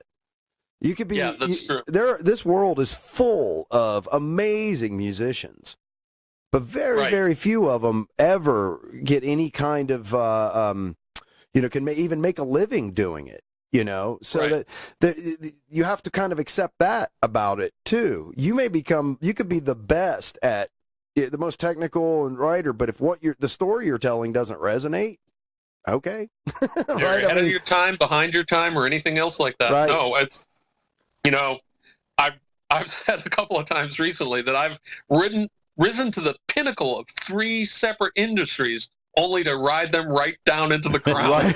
So, I was at the top of the role-playing game industry. I was working at TSR and Pacesetter doing award-winning work, and that crashed. And I rode right back up to the top of the comics industry, and that was going great guns, and I was doing stuff for Disney and Marvel, and I had DC, and I had the Teenage Mutant Turtles, and then that crashed. Then I managed to rise up near the top of the publishing industry, and I was, writing half the Boy Detective books that came out every year, and that was going great guns, and I had L5R and Dragonlance and all this stuff, and then that crashed. Right. So.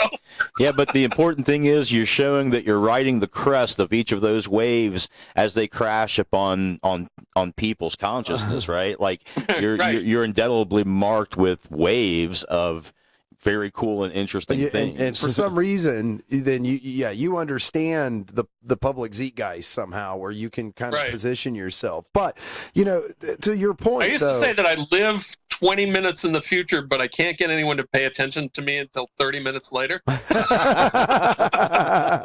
like when I wrote the Frost Arrow books were literally made for ebook publishing. They were on one of the first ebook publishing sites, but this was before Nook and before Kindle, and no one could read them. Right. And that, it's like, damn, if I'd spaced that out better, if I'd been a little less far ahead of the curve, yeah. But it would have been my stuff coming out when Twilight did, and people would, who knows, maybe I'd be a lot richer than I am.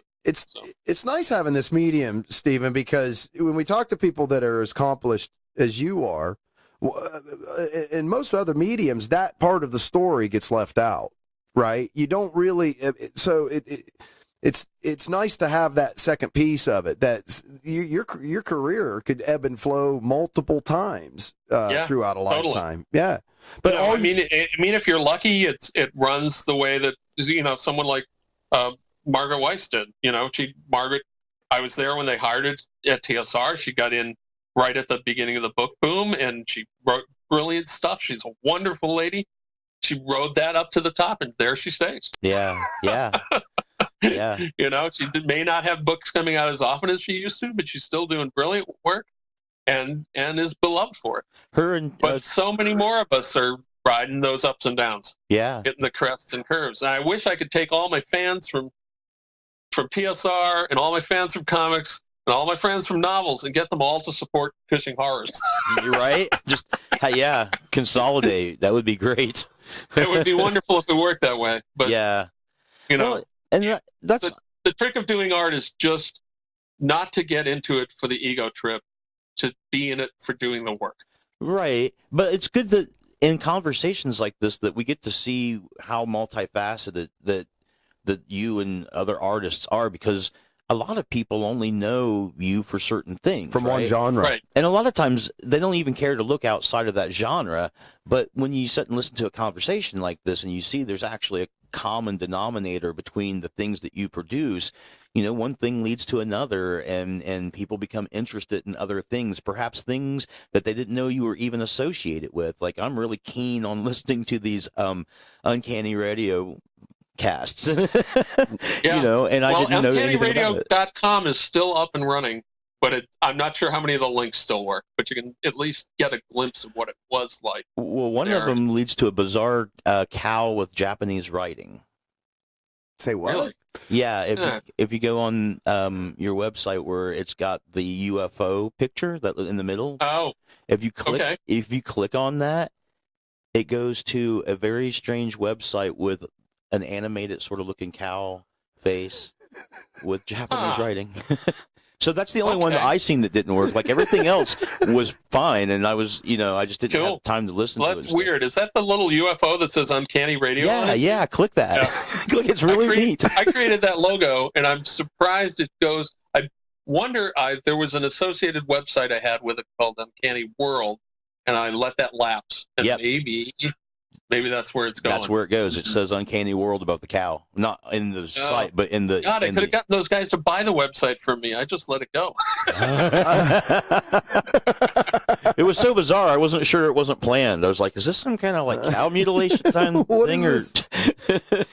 Yeah, no, that used to be my URL. That used to be...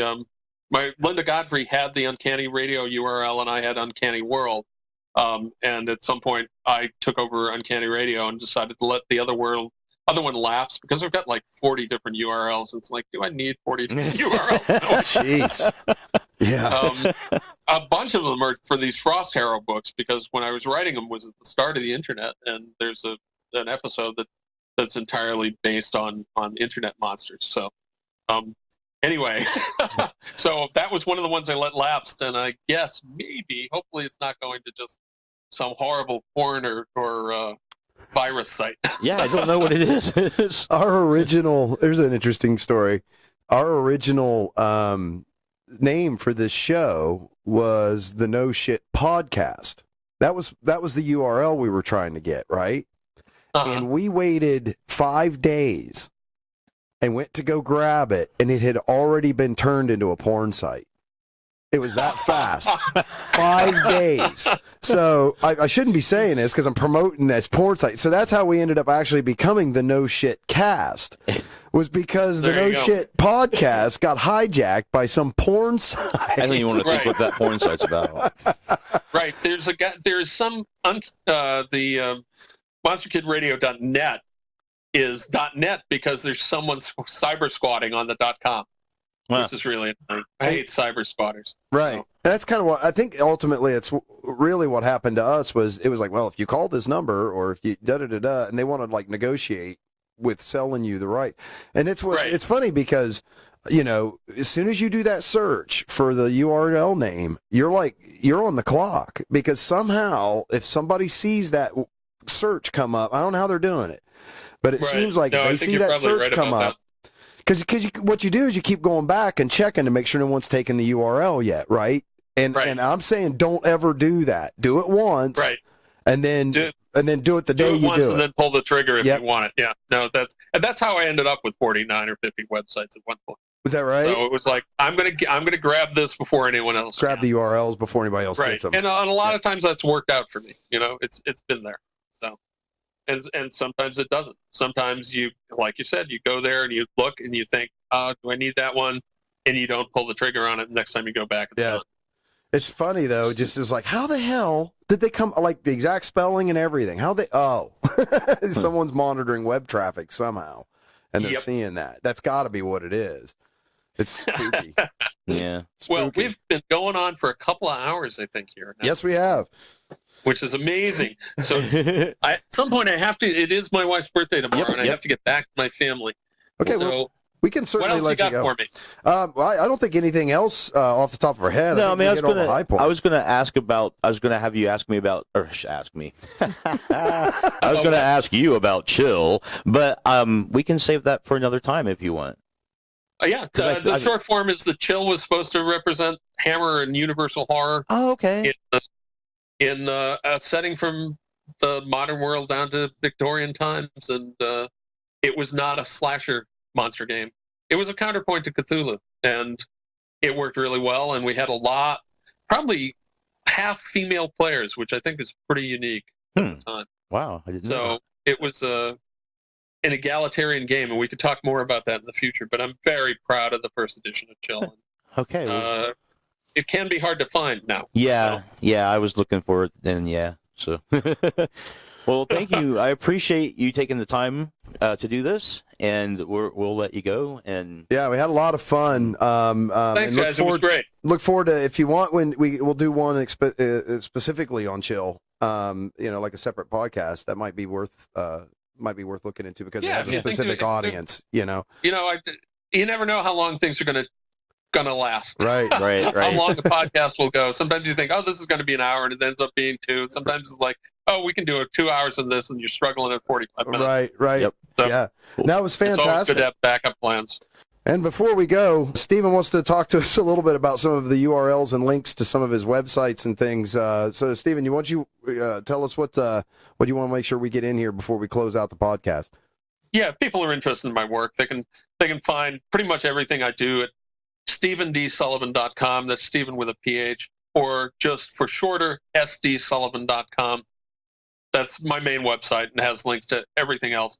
If you're particularly interested in Dr. Cushing's Chamber of Horrors, you can go to this URL, and that'll take you to the Patreon, where if you pay $1, you get the every chapter sent to your email box, and if you pay $2, you get them all in advance of when they're actually public.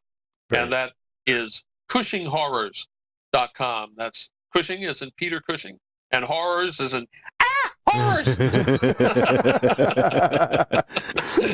So I'm pretty easy to find. You can probably Google the heck out of me too. So definitely. But I am not the football player for LSU, nor am I the hockey player. I kept finding the hockey player. Yep. Well, yeah, you got to spell your name with like a PH and have the D, and that brings you up pretty quick. Yep. Right. And I'm on Facebook as Steve Sullivan, so you can find me there too. And I think I've got Steve D. Sullivan or SDS Books or something like that. I'm on Facebook. You can find me there. Very cool. It was fantastic. Well, Stephen, thanks for being on our show, buddy. We really appreciate it. And that's going to end it there for us. Thanks, everybody, for listening, and we'll catch you next time. Bye-bye.